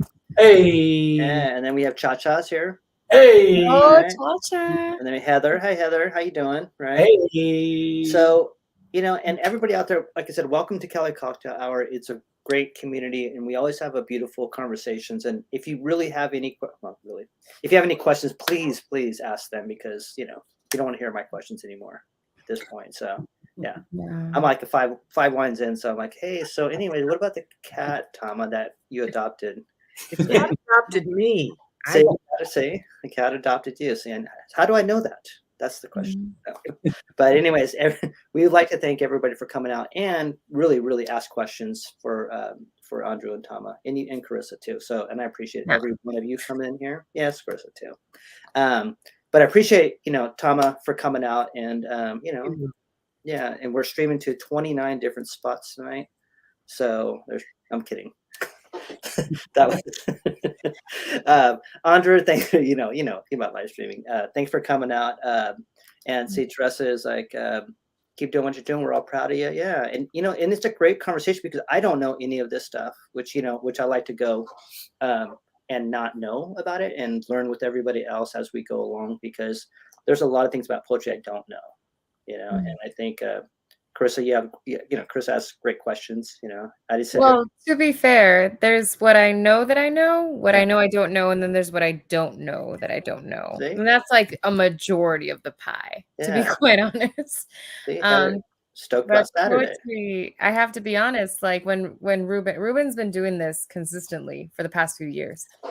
And when he was like, hey, like, do you want to join in for this? I was like, there's this like secret little compartment in my heart for poetry that the people in my life know about and that I advocate for. And really, like, this is where, in my downtime, this is where I'm at. And because I feel like we get to perform so much, we get to show up in spaces, we get to do many different things. But when I've been in the presence of a poet, I always felt like we see each other. Like, there was this like respect as, like, you know, a human existence. And I always really appreciated that. And so even when Andru was talking about like the SPC, as far as gatekeeping, it's like, why would anyone go out of their way to gatekeep something that thought was sentimental? And it's not. Like, clearly there's a threat to people who speak the truth, to people who express their truth. And why is it so important to carry that truth forward? And even as I listen to Tama, there's so many poets out there that come at it from different perspectives, that maybe their primary focus may not be youth engagement or elder engagement or, you know, a specific demographic or, you know, a different way to perform. But it's always so interesting to me how these voices kind of cut through so many different spaces that have been created. And Uh-oh. so when I We think just- of like, yeah, We just converted. Sorry. We gotta, I love poetry now. I love poetry now. yeah. Yeah. Like, Well, we hey, got one. We got one. that's what I'm saying. What This we is were all trying to about. do. Oh my I was gosh. like, what? And Thank that's you. the thing. It's like, who are we working against that who hurt you? Like, who hurt you with poetry? But you No. know who hurt him. But you Who know hurt 'em? who hurt him. And write about it. But Yeah. but I how's it- really Oh, what go I've ahead. seen come through is not like, oh, this is the way I write and this is my prose and this is my structure, but it's like, why do I write seems to come through very clearly. And I think especially as I saw the lineup, Andru, about your Sunday, like McKinley Park, like Church of Poetry, these people do not present as poets first, Yeah. yet they approach life as poets. And Well, so, like, what does it mean for them to be the leaders of these different spaces as poets? Well, And so, yeah. I was talking to Keon earlier, who's, Keon's put out a bunch of my favorite rap verses. And he was like, I'm going to write something new. I'm pushing myself to write something new. And I was explaining that last year we had, now y'all may know her as Ebony Harper. I know her as Pastor Ebony Harper out here. And Ebony came in and didn't do a single poem, and had one of the most powerful messages at the Church of Poetry. And that's the idea of, like, you are a poem. And that's what I told Ebony. Like, you're one of my favorite poems in the city. Just your existence and the way you move through life, you are one of my favorite poems. So, the church is far less about, that expression of prose and the rules. And we ain't following any rules. I don't really believe, I don't know that there are rules to poetry. The slam movement comes out of a rebellion against the traditional, and every form has come from someone being like, I don't like to do it that way, I'm going to do it this way, and they created a new form. So there are rules to some of these forms, but I think I'm all for pushing it forward and into these unknown spaces where it gets to kind of define itself and make its own rules. And that's where we're converting people into being fans of poetry. We got one tonight, so you know what I mean. We got one. Marissa, can you hold the court for about 2 minutes? I have to answer something real quick on my phone. It's Oh, okay. Yeah. I'm holding court now. I mean, yeah, just host it up. Host All it up. right. Let's Okay. artwork. I'll be right back. Okay. So Doing that artwork Yeah. all day, every day. I don't know if you know, but Ruben actually is a death doula. And so he is actually guiding a process right now. And so, like, even as we're present in this conversation, there is transformation that's happening in real time. And for him to be here hosting this conversation we've had this conversation. But I have to be honest is that, like, I don't jump in on these conversations all the time. But what I think is really unique is that Ruben has been able to connect with artists not only in California, but across the border and other spaces. And basically just with his like innate sense of curiosity, just like, why do you do what you do? And I think that I don't know what it's like to be you, but as you are presenting your cities, as you're presenting your art form, are there spaces? What kind of spaces would you like to be led into or create where you could express yourself? And so I don't know if that was a clear question, but rather like, these spaces are important to us because we are directly in connection with the community. But as I look to you, it's like, what are the questions you wanted to be asked? I know for me right now, as I'm getting ready to cycle off and become Poet Laureate Emerita, I am looking at what my third act looks like. And my mantra going into it is #elder is also a verb. And so when I first came to Stockton and started working with young people and created With Our Words and All City Poetry Slam, I was 50. And so I've always been on the other side of what people would consider a young person's art form. And so I like to be in spaces where I am changing the expectation of who the presenter is. Like, I know that as a Black person, I'm going to be the only Black person at some point, more often than not. And I call it the Negro in the house, which is very different from house Negro. Let's get that real clear. And I understand that my job as Negro in the house is to keep the door open for the 15 people I want to bring with me. And so I like to be in spaces that you wouldn't normally find, especially in Stockton, where you wouldn't find poetry. So when we combine being able to put young poets on stage with the Stockton Symphony, bring hip hop into the classical realm and to break through on stages, I like being able to, I think, fly in the face when people put the word just in front of poetry. Oh, it's just poetry. And I say, yeah, you're right.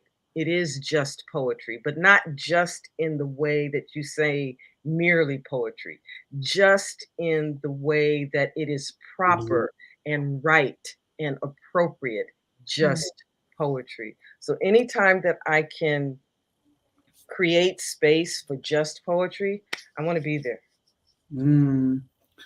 Yeah, I think it's the same for me to disrupt in spaces where I disrupt the norm. I've been to the dais a couple of times at City Council, where the last one, I had some stories of some of the council members and some beautiful things that they've done in the community that I heard from people in the community.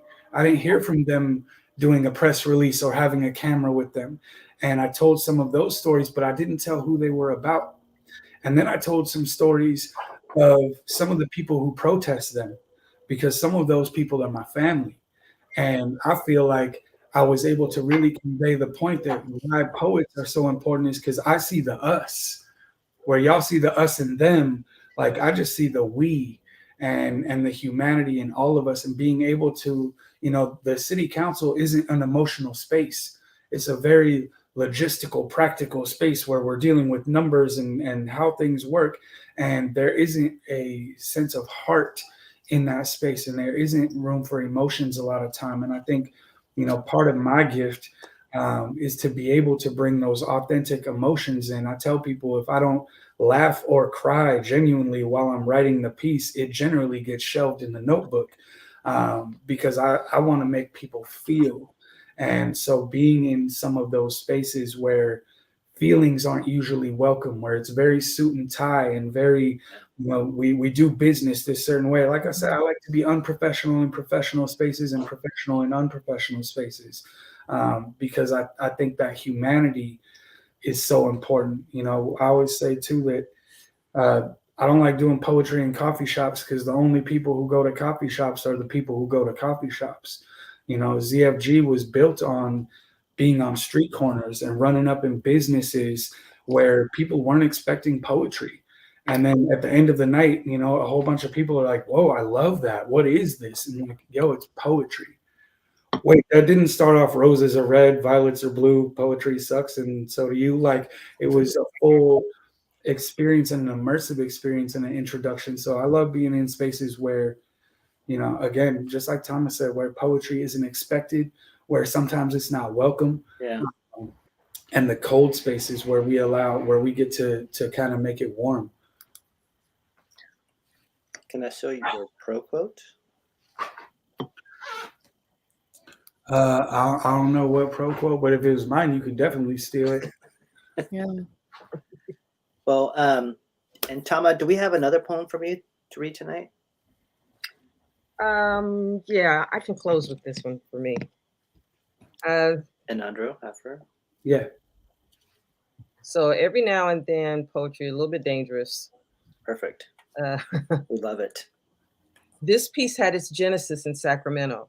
I was invited to the transgender center that you have there, and I was invited, and I had a chance to sit with all of the women, and it was my first exposure to the first season of Pose. and we watched it together. And I got to hear stories of what the struggle is to be a Black trans woman and how important foot care is. And I watched them bring a very young teenager, she must have been about 16, 17, and was just starting to see who she wanted to be and how she wanted to present themselves. And I watched them um, literally create a rite of passage for her. And it was one of the most beautiful experiences. And then later that year, I was invited to do yet another poem for Transgender Day of Remembrance, which I've done in Stockton since the second year and 9 years running. And so I did this poem, and I ended up having to do it a couple of months later in Modesto with some Proud Boys in my face because they were doing a straight pride parade. And I had been invited to bring this very poem. Mm-hmm. And it's a transgender, it's TDR. They were here, daring to defy dogma and duality for the singular freedom, the everyday revolution of being themselves, transgendered and transcendent, living bravely transitory lives, beautiful in whatever sunlight moments they could find or borrow or manufacture translucent. Hearts visible on plaid sleeves in rainbow weaves, they were here, indelible in their imprint. Their existence cannot be erased by executive order, will not be legislated into limbo.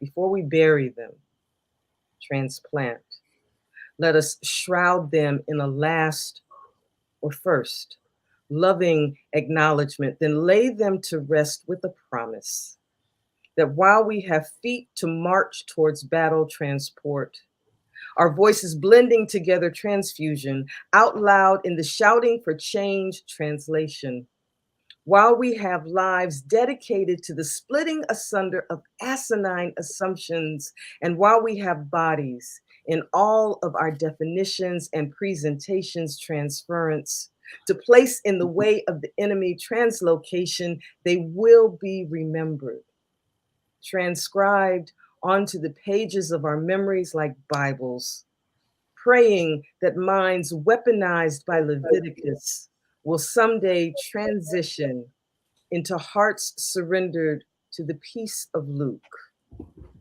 because they were here. And we're here too, hopefully transformed.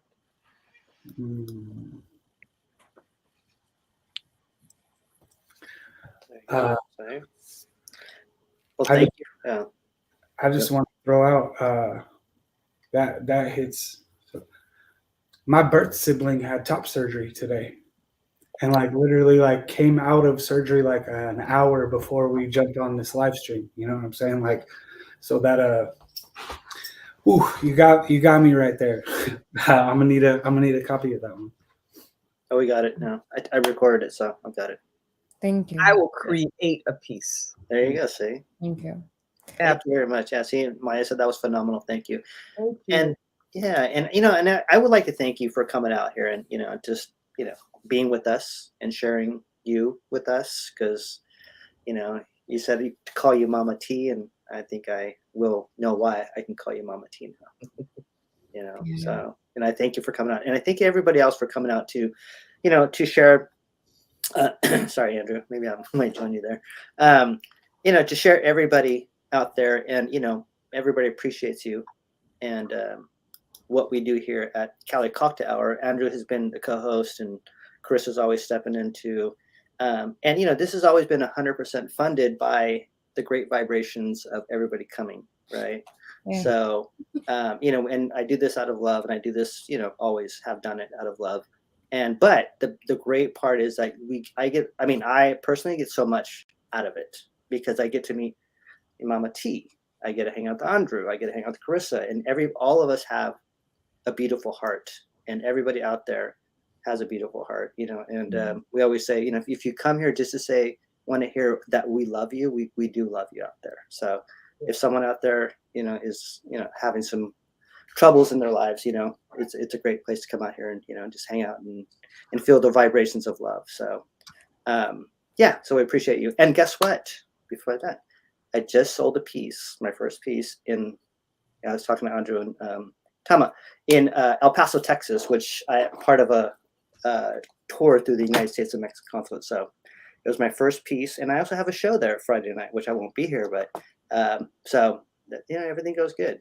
So That's great. Eventually, karma comes with you, and the vibrations come with you. So just want to reiterate that, because Ruben is actually very modest, is that he's now an international artist. Yeah. Is that as part of the Mexican consulate, there is a group or cohort that represents the United States and many other different spaces, and they're touring his collection as part of that throughout the United States, many different spaces. So Ruben, credit where credit's due. Thank you for doing what you do and for getting that, recognition finally. I think that there's such beauty in you, such curiosity in you. And so, and especially like on a personal level as a friend, I wouldn't be able to do what I do without you in my life. So see, you heard it here. No kidding. No. Like put on the record. I don't even say that very easily, but like real talk. I wouldn't have made it through the pandemic without Ruben. You know what I mean? Like Ruben and I really got close, and Ruben like checked on me. But other than like opportunities and creative opportunities, just like really checking in on me and making sure I was good, because I was here isolated by myself for 2 years and didn't see nobody but that little pug. And I always knew Ruben was going to check up on me, and we were going to be able to nerd out about live streaming and also talk about the heavy stuff, the feelings. You know what I mean? Nothing was out of bounds. So again, like flowers for Ruben, flowers for Carissa, flowers for Tama for sure. Yeah. And flowers for the community out there that has come here and knows they know where they're going to come. They know they're going to ask great questions. And some people don't ask questions. They just love being here with us too. And so like Chris, like Hoser. I'm gonna go with Hoser unless he corrects me. I'm sorry, Hoser, but I actually really love that it's Hoser. Yeah. If we wanted to read your poems, how could we, Andru and Tama? Yes. I mean, good luck trying to read my stuff, you know what I mean? But you can go on the YouTubes. I'm all over the YouTubes. I'm also at gorillapoet.com. That's GUERRILLA, 2 R's, 2 L's. Gorillapoet.com. There's a bunch of my work over there as well. So it's not like the actual ape, it's guerrilla. So gorilla poet. Okay. Excellent. Go ahead. And you can see my work. Lord Jesus, I have a website. I put it up there for you. And I will be publishing my first collection later this year, because I said I would. Congratulations. And are you going to perform it for us? Can we bring it back to Cali Cocktail Hour? And oh, absolutely. Yeah. Okay. Thank you. Yeah. I'm going to get drunk next time, though. Yeah. So you're off the wagon? You're on the wagon? Did you do drunk poetry? Oh, yes. Shit. Oh, yes. Oh, no, man. I was there the one at the Blue Lamp before it closed. So, yeah. That was a thing. So, yeah. Oh, no. So it is your name, right? .com. Yes. Yes. Interesting. And Chris is right. Oh, it's Hoser then. Okay. YouTube works. Yeah. No, but I just feel so it is a privilege to witness people talk about what I mean for me what like drives me is the way people's eyes light up when they talk about something they're passionate about. And I think that's why I've always appreciated Ruben when he talks about things, because he's so excited about things he does. And then meeting people like Tama, like Andru, who are like, this is why I do what I do. And it is a privilege. It's like we all a lot of us are sleepwalking through life. A lot of us are trying to make it work. A lot of us are showing up for for our lives, or for the people in our lives, our families, our kids, our cousins, our grandparents. But the way that creative thought, we've been told our whole lives, that unless you're making money off of it, it's not worth doing. And the truth is that it is so integrated to who we are and our humanity. And to be able to share that and connect with it. And it's like each in our own way are doing our own part. And it's such a privilege to listen to people who like really embody that and really express that. And so I'm just so grateful to listen to you, to listen to you share, and also know that like I don't even think you know the impact that you fully had on people. Like I don't think that like you will ever really know the people who heard the words that they needed to tonight, or the youth that you've impacted, or like the people in your community, but like how these things ripple out and actually do create change. And so I'm just like really grateful and want to hold that space as far as like you will never know the amazing and the beauty that you've shared. And thank you for sharing it with us tonight. Like I feel very honored to be in this space with you. Yeah, see. And I'm drinking wine, not port tonight. So right? Next time. Well, next time I'm drinking some port for the book, for the release of the book. I will be drinking some, and maybe I'll drink mezcal with Andru too. So we'll see. No, we did that once, Ruben. We did the mezcal tasting, and I can't do that again. It was messy at the end, but yeah, there's still love though. Everyone's like watching us. It's like no. Yeah. Like I taste notes of revolution in this one. See, honored is right. Right. Thank you, Hoser. Yeah. And like I said, and I appreciate you guys, y'all coming out. Oh, I said it right, y'all. Coming out tonight and, just sharing with us you. And I think people emoted to that. And, that's where we continue on this journey in our path to bring out the good stuff in life and the real truth in life, right? Hold on a sec. Ruben looks sober tonight. Does look sober tonight, huh? That's a superpower. If he's always on something, you will never know. I'm always on something. Yeah, that's why I left. Actually, I'm like, this party's gonna get going. I didn't sell anything. I really, that's my excuses. So. I know you didn't. It's okay. Andru, anybody else out there has any questions for Tama and Andru tonight, or if you ever written anything, give us a sentence of what you've written too. That'd be nice. Share your vulnerabilities. When Chris and I share our vulnerabilities with karaoke, which we call karaoke, which we share. We do not call it karaoke. I do. Well, that's my new song. So karaoke will be a safe space of karaoke where you can sing your feelings to me. I love that. Right? So, Andru, do you have a poem or something for us to read? Right. Absolutely. I mean, that's to read, but for you to read. It's funny because Tama was talking about just poetry. Just poetry. And, I had somebody ask me about this event on Saturday, and they said, "Is it just poetry?" And I said, "It's just poetry. It's just, the oldest tradition to keep culture stories alive when they sold into systems that thrive on identity stripping and assimilation. It's older than slavery, and slavery's ancient. I'm saying it's just poetry. It's just a method of keeping ancestral record that even in death can't be disconnected. It's just some words.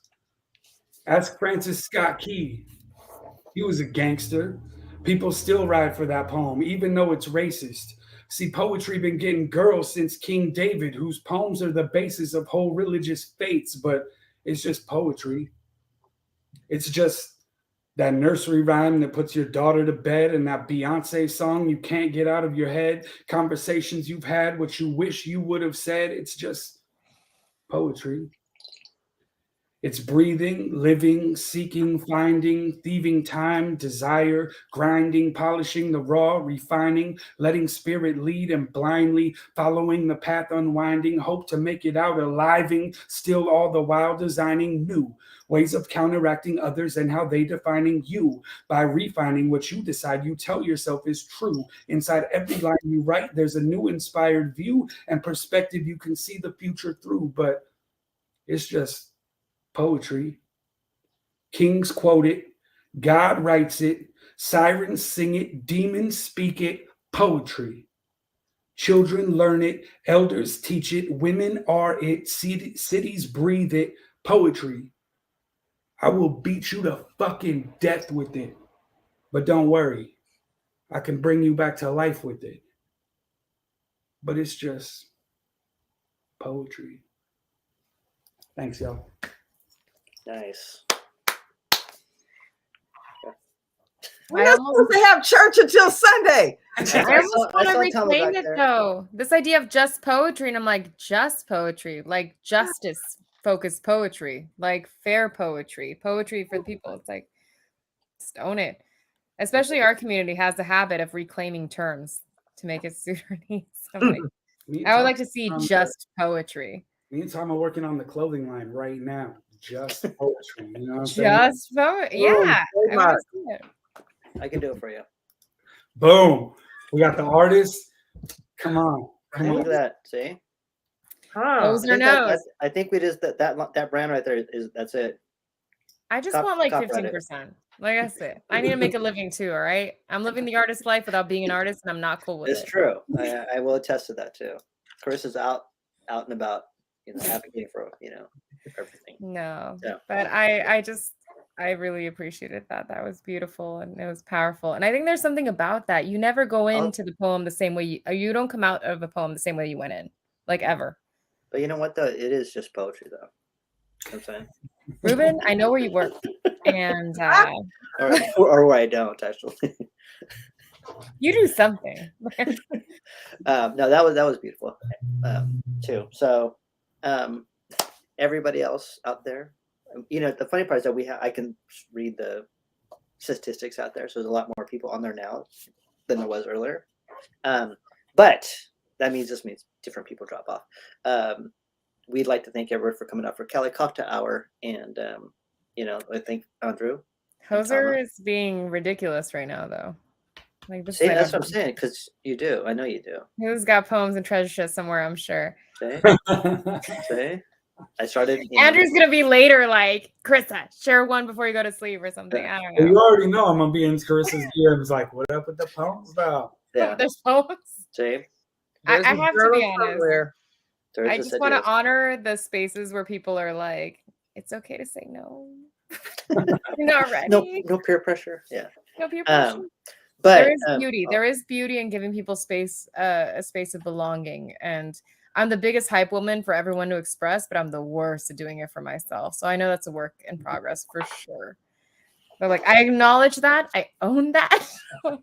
I will talk anyone into performing or presenting or going for it or making the dive. But when it comes to me, I'm like, I'm going to just go for a walk.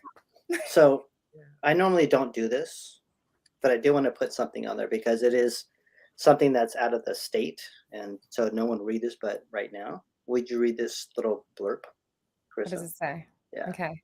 And this is over, so I do a lot of like motion artwork and glitch work and work that you can't really get paid for because you can't really sell it. So I've been making a lot of little products now, right, to fund this moving art work and this moving art movement.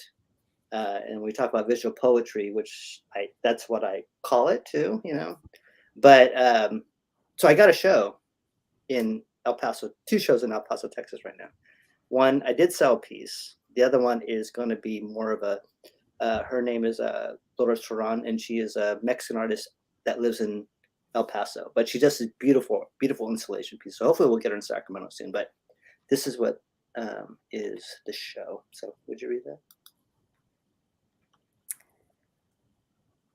I may not be able to, but I'm going to try. We also feature 3 new art exhibits from artists Isadora Stowe, Zoe Spiliatis, EPCC students, and Ruben Revela's Chicano Glitch projection, Turon said. We will also have interactive community art installations where people can participate in the art piece. And the image is of artist Laura Turon, explains her concept and how it symbolizes making every second count. See? So that may only be here right now at this moment in time. Because it moves on. So anyways, art is, I think it's a beautiful thing, whether it has words or, when I talked to Andru about, like I said, is a singer, songwriter, a poet, do words have, like you said, do they have, are there rules to writing a poem, and I don't know. That's what I'm asking the both of you. Is there rules to writing down or is it just you're writing down your feelings? There are certain formats, there are forms. If you're trying to write a haiku, there are rules Yeah. to that. You know, if you're trying to write a sonnet, there's rules to that. But if you're just trying to write a poem, then by all means, just write the poem. You know, you may come up with a format that, you know, 50 years from now, 100 years from now, people will be teaching a class on it's this many syllables and this many syllables and the words rhyme and this part and this part, and they may take your format, you know what I mean? So I think it's important to just kind of explore whatever naturally comes out of you. Yeah. Tama? And a lot of what becomes poetry can be what you bring to the words. Yeah. The best advice I got was from a Sacramento icon, Ike Torres. Yeah. And when I had brought him to Stockton early in his career, we were talking about writing, and he says, you know, don't write a slam poem. Write a poem and then slam it. Mm. Boom. That has been evergreen in my teaching pedagogy about how to write a poem, what constitutes a poem. Because people think, oh, you gotta have this cadence and you gotta do this format in order for it to be a slam poem. No, you don't. No, you don't. You write the thing. And then what makes it a slam poem is what you invest into having that creative conversation with your audience. Mm-hmm. See, and that's the beauty of it, because the reason why I asked is because, you know, I'm going to go back to, I take a class with, a session with a California master painter. He's about 90 and he's German, right? And he brought me in. He's like, I want to teach you, Ruben. I said, well, I've never been to art school. I never been to art school, so I've never been to any school for this stuff. It's all learned by the, you know, streets of life, or, you know. But I was doing these colors, and he's like, well, those colors aren't supposed to go together, but they do, you know. And one thing he said, so he, you know, he's like a master painter. So you go to the studio, I'm like, I can't do this. He's like, no, you do what you do, right? But he's like, no matter what you do, he's like, keep your Mexican colors. That's what he told me, right? And I took that as just keep myself, right? And that's why, because it is hard to keep to know these rules about in art, you know, and I don't know why there would be rules in art myself. And that's why I ask about writing too, because I do have a whole bunch of writings, and I do want to know what to do with those rather than just have them, you know, in the background, so to speak, too. Mm-hmm. When I think less than rules, there's instincts. So before I was like, as I was coming into the Poet Laureate competition, I was looking at Norse poem structures, because that's my ancestry, right? So going far back, and they have these things called Lodhjotur poems, and I'm probably really butchering that, but when I looked at the ways that there's a matching line here, and then this one go together, and I realized that a lot of that structure you find in my natural cadence and the natural ways that I write. And it was so interesting to me to see like my ancestral culture just kind of comes out through me. Nobody really had to teach me this structure for me to have pieces of that in my current writings, you know. So I think that just like, you know, again, following that instinct and the spiritual practice of like being in touch with yourself and where you come from, your ancestry, and your own culture, you know, like no matter what that is. That means white people, there ain't no Whitelandia. You know what I'm saying? Like you did not come from Whitelandia. White is not a culture. Find your culture. Yeah. You know what I'm saying? You might be German, you might be English, you might be Celtic, you might be Irish. There's a lot of cultures, and we need to find ours. That's a big problem. Is the I think you and I had the conversations, or the backyard conversation. I think we did, because I remember doubling down on that. I'm like, whiteness didn't just hurt people of color. Whiteness hurt white people. Yep. It's like, because it robbed you of your own culture, and Absolutely. Here you are, you know, projecting your own pain and loss onto all of us. Absolutely. But I mean, I went to Scotland recently. I'm like, these MFers are like totally they're anti-colonizers to the nth degree. They do not care for that. They have culture. They know who they are. Yeah. And it was beautiful to see. I was like, oh my God, and you roll your R's? We're tight. We're good. But it was, But by the same token, even looking at your lineup for your poetry, Church of Poetry, or these folks who present poems, and it was someone that I'm very close to that explained to me that, like, it's one thing to be a writer, it's one thing to be a visual artist and to express themselves in this way, but to be a poet first in those spaces is different. And so it's like to be a poet who does visual poetry, a poet who does performance artistry, a poet who makes wine, a poet who makes food. All of a sudden, it's much more than just like how you present your practice, but rather how you live your life and how you see your experiences. And I mean, I don't want to get too philosophical because Andru, that will like sign off and be like, but does honoring a poet actually make them good in any other aspect of their life? But at the same time, to Tama, it's like to see life from a poetic stance. What has that meant to you? More than just writing. What does it mean to be a poet as you live your life? It helps me walk on this planet because there's so many aspects of my life that are always under attack. And knowing that I can navigate through this language that's imposed on me. I can't cuss anybody out my mother tongue because I don't know what it is. Yeah. So I had to become hella proficient with this thing that we were forced to learn. And learning it in opposition and knowing that I know it has helped me walk on this planet. And it allows me to show other Black people, young girls, people of color, people of every presentation, whoever's mouth is cut crosswise, that this is how the art form works. I think that's how poetry helped me. The other aspect of poetry that helps me is learning in my 20s to get over the conceit that your poetry must always come from within you. And that it's okay to read other people and to learn from other people and to hold them in your pen and in your vocal cords for a minute just to see what that song sounds like. You might not be able to sing it. It's illegal for me to sing west of the Mississippi, but when I am reading people like Nikki Black and Paul Mabon and Shaka Campbell, and I can see how the words work. That's helpful. And that's the other aspect of poetry that helps, is immersing myself in other people. Doesn't dilute me, it actually enhances me. Yeah. So Andru, to this point, and thank you so much, Tama. Like that was,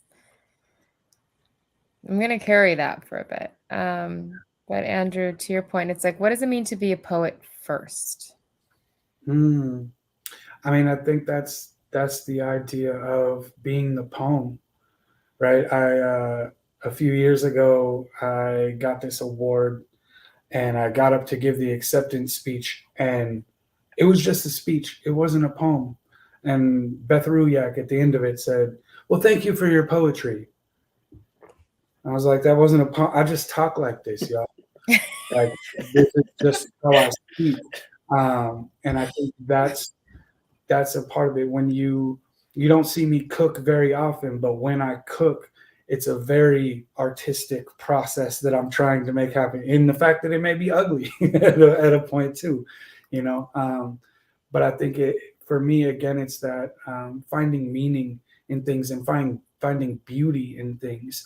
And that's the part of poetry that I carry with me first. It's that ability to find whatever I'm doing, to try and find the joy in it and the beauty in it. That's what my poetry is about, is the great joy hunt, right? So I think that carries on to anything that I do. Is finding the meaning, finding the beauty, finding the joy, and holding on to that. Yeah. Thank you. Yeah, and there's Well, one word. third graders are going to be mad at you, Andru, because they now have a writing prompt and a whole exercise called the Great Joy Hunt. There you go. This is what we're We here still for. have the live streams of that, Andru? All the live streams of the Great Joy Hunt are on YouTube as well. Yeah. They're on their own channel. We did. And when is it coming back? That's what I want to know. I mean, that's a good question. Streamer has some cool stuff now. There's some books that need to be published. There's some other projects in the way of that. And I also realized that in the Great Joy Hunt, you'll know, Ruben, you were with me during that period while I was doing the live stream. There were times where I was struggling to find my own, and I was being a candle for a community where, I've recently started going back to therapy and really like on my own personal Great Joy Hunt so that I can bring that to the rest of the community.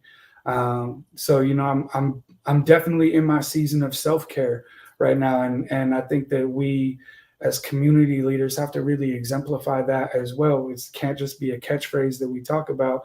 So, in that same way, that same spirit where Carissa was talking about saying no and having the space to, it's a space, there has to be a space for us to say, I'm prioritizing my own Great Joy Hunt right now. I'm prioritizing my own self-care right now in order for me to be okay. Because y'all don't want me out at the First Church of Poetry if I'm not okay. You know what I mean? Like, y'all don't want to listen to my poetry if I'm not okay. So let me go take the time to be okay, and let our community leaders have that time to prioritize themselves, because that's where this real community care comes from. It has to come from us first taking care of ourselves. So, I think, I'm definitely interested in the idea of the Great Joy Hunt, but I'm not interested in the weight of making sure everyone else has joy when I'm not making sure that I have joy and that I'm, following my own Great Joy Hunt. Mm-hmm. So, on that note, we've held this space for about almost 2.5 hours now, right? I know I got morning news in the morning. I know, but we always go what puts us great because we still have a lot of people on right now and a lot of people listening too. But with that question, we have to be mindful of your space and how much time you need to look pretty in the morning too, Andru. And it's a lot. I know. I've no, you're staying online, Andru. I'm just saying we have to sign off to let So we're signing off. Would you guys just stay on just for a couple of minutes, just so we can say goodbye to each other? And Tama, I appreciate you coming on and trusting that we're not a bunch of gotcha questions, because that was for Andru. No, we can gotcha him all day, but Tama, it's been a privilege, and thank you so much. I think I'll know our family when I get gotcha questions. Yeah, no, but City of Stockton is incredibly blessed to have you as a representative and as speaking their stories and representing them. So thank you so much. And I have so many questions for you. And Andru, thank you for so much for coming out and always showing it. It's gonna be great. It's gonna be a great weekend for, especially there's a lot of good stuff going on with you guys this weekend. Come out Saturday, come out Sunday. Yeah. Can you tell us something about Lee?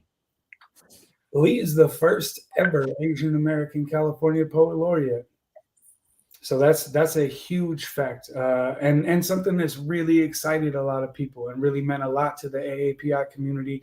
I was out at that Changemakers event where Carissa was being honored as well a couple of weeks ago, and had a number of people run up and be like, "Yo, you got Lee to come out." So he's really impactful. I've been following his work for a long time, and just someone who's really for the people. He was out at a prison doing a reading last night. So Lee be everywhere and really believes that poetry is for everyone. So I'm really just feel honored.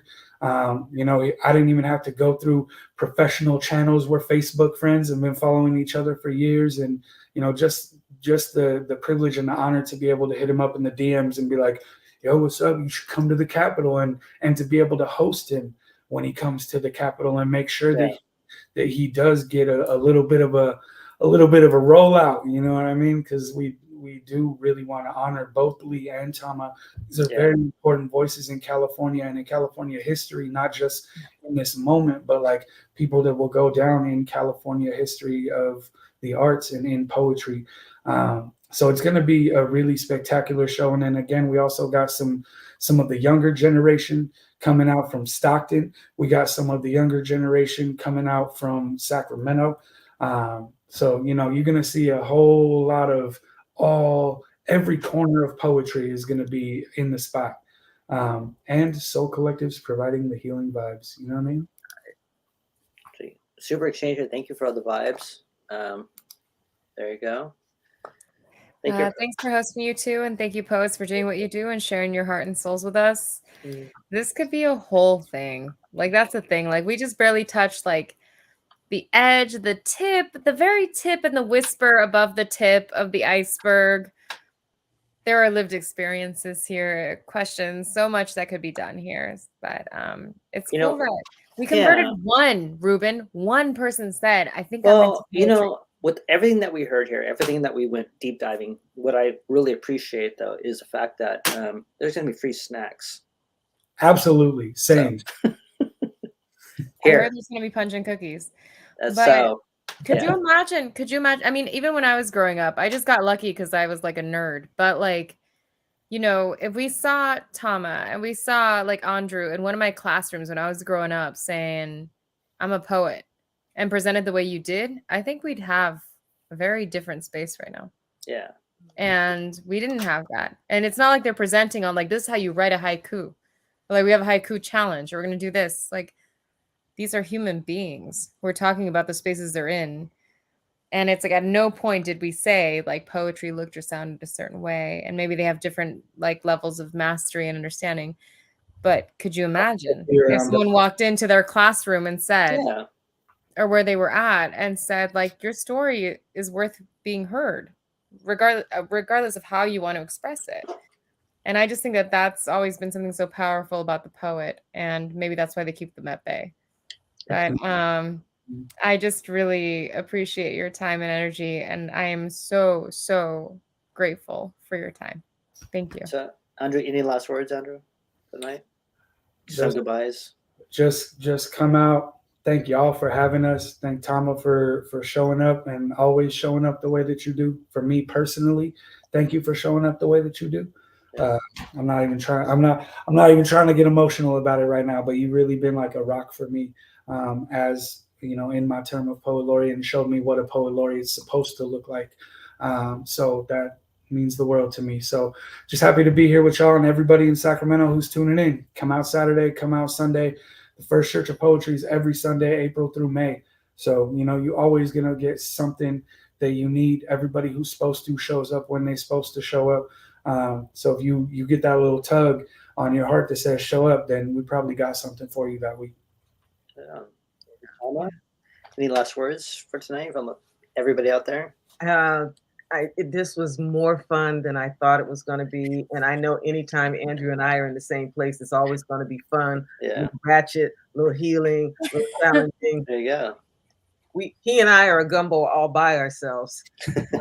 But for tomorrow, please come and see what change in Sacramento is going to sound like. Yeah. Because this is the result of some hard work, and literal battles have been fought in order to create the space that's being created on Saturday. And the fact that I get to be part of it, I get to hang out with my buddy and be on the same stage as the California State Poet Laureate. What? There you go. See, Carissa, any last words? No, I think that for me, it's poetry is very personal. It's very intimate. It is the reason people say music saved their life. Yes, absolutely. But poetry saved mine. Poetry brought me back to who I am. Poetry drives me. And to me, when I listen to someone who expresses themselves in a poetic way, there's a lot of reverence and a lot of respect there. And I think that my role is always to listen and advocate. And it's always as an interpreter. And every time that we get people who can be told or reminded that their story matters, that their story needs to be heard, it's like that's where we are. And so to me, I'm just like, I'm excited for this weekend. Absolutely. You know, these are people who are making big waves. I had a meeting earlier this week with a community partner who's Asian American. I'm like, where are you at Saturday? And he was like, I don't know. And I was like, you need to come to this. And I'm like, why? And I'm like, because this is your story too. Like, he's Korean American. And I'm like, you need to understand that there are people out there who, like, they're not the governor. They're not the first partner. They're not holding state agency positions, but their story is being elevated in a way that has not been for a long time. And in those same spaces, it's like there is power in storytelling, and we know this. And this is why we like guard this very deeply. And so he'll be there. He'll be there with his son, actually. He's like, all right, God. Like, if there's one thing that I get from people, it's like they just don't want to deal with me. They're like, fine. And so, but yeah, I think that there's just so much that makes California beautiful, so much that makes Sacramento interesting, so much that makes all of our cities so interesting. But when I'm in the presence of a creator, when I'm in the presence of a creative person, to me, it's like, we need to protect this. And it's, you talk about battle spaces and battlegrounds, you talk about all these things, and it's like, there's a reason why. And so I'm just like, I'm here to learn, and maybe someday I'll give myself enough time and space to heal and to like express. But until then, I know my role. And so it's like, I'm just really grateful for Andru. I'm grateful for Tama. I'm grateful for a lot of you folks, and I'll be there. So thank you so much for sharing your gifts and for sharing your blessings. It's really an honor. Yeah. And everybody out there, we thank you, because without the community, we are just here hanging out by ourselves. So thank you for coming out, and thank you for Tama for trusting to be on Cali Cocktail Hour for 2.5 hours.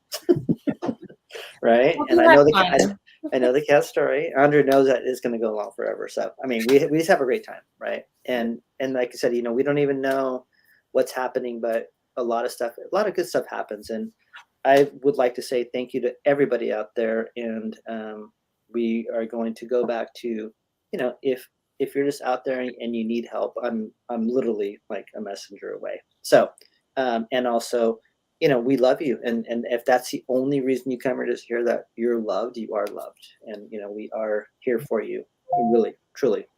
And so I like to thank you, Tom, Mama T, I love you. Thank you for coming out. Andru, I love you too. You know that, right? Chris, I love you too.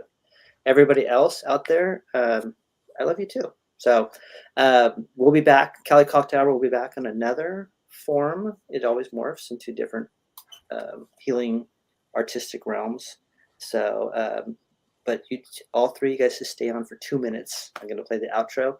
Everybody else out there, we'll continue until next time. And remember, come Saturday and Sunday, right? Be there on time Saturday. Starts at 2. Because it is no POC time. That's right. It's going to happen. So, all right, everybody. Good night. Thank you. Okay. Damo mucho. Okay.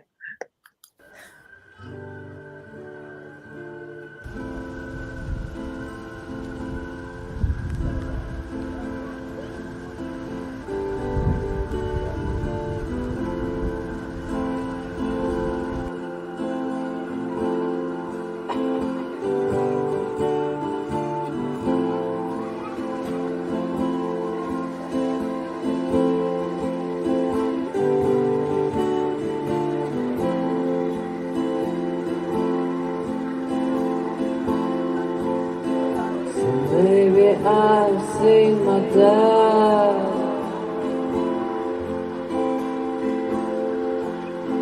and I'm alive to kill the time.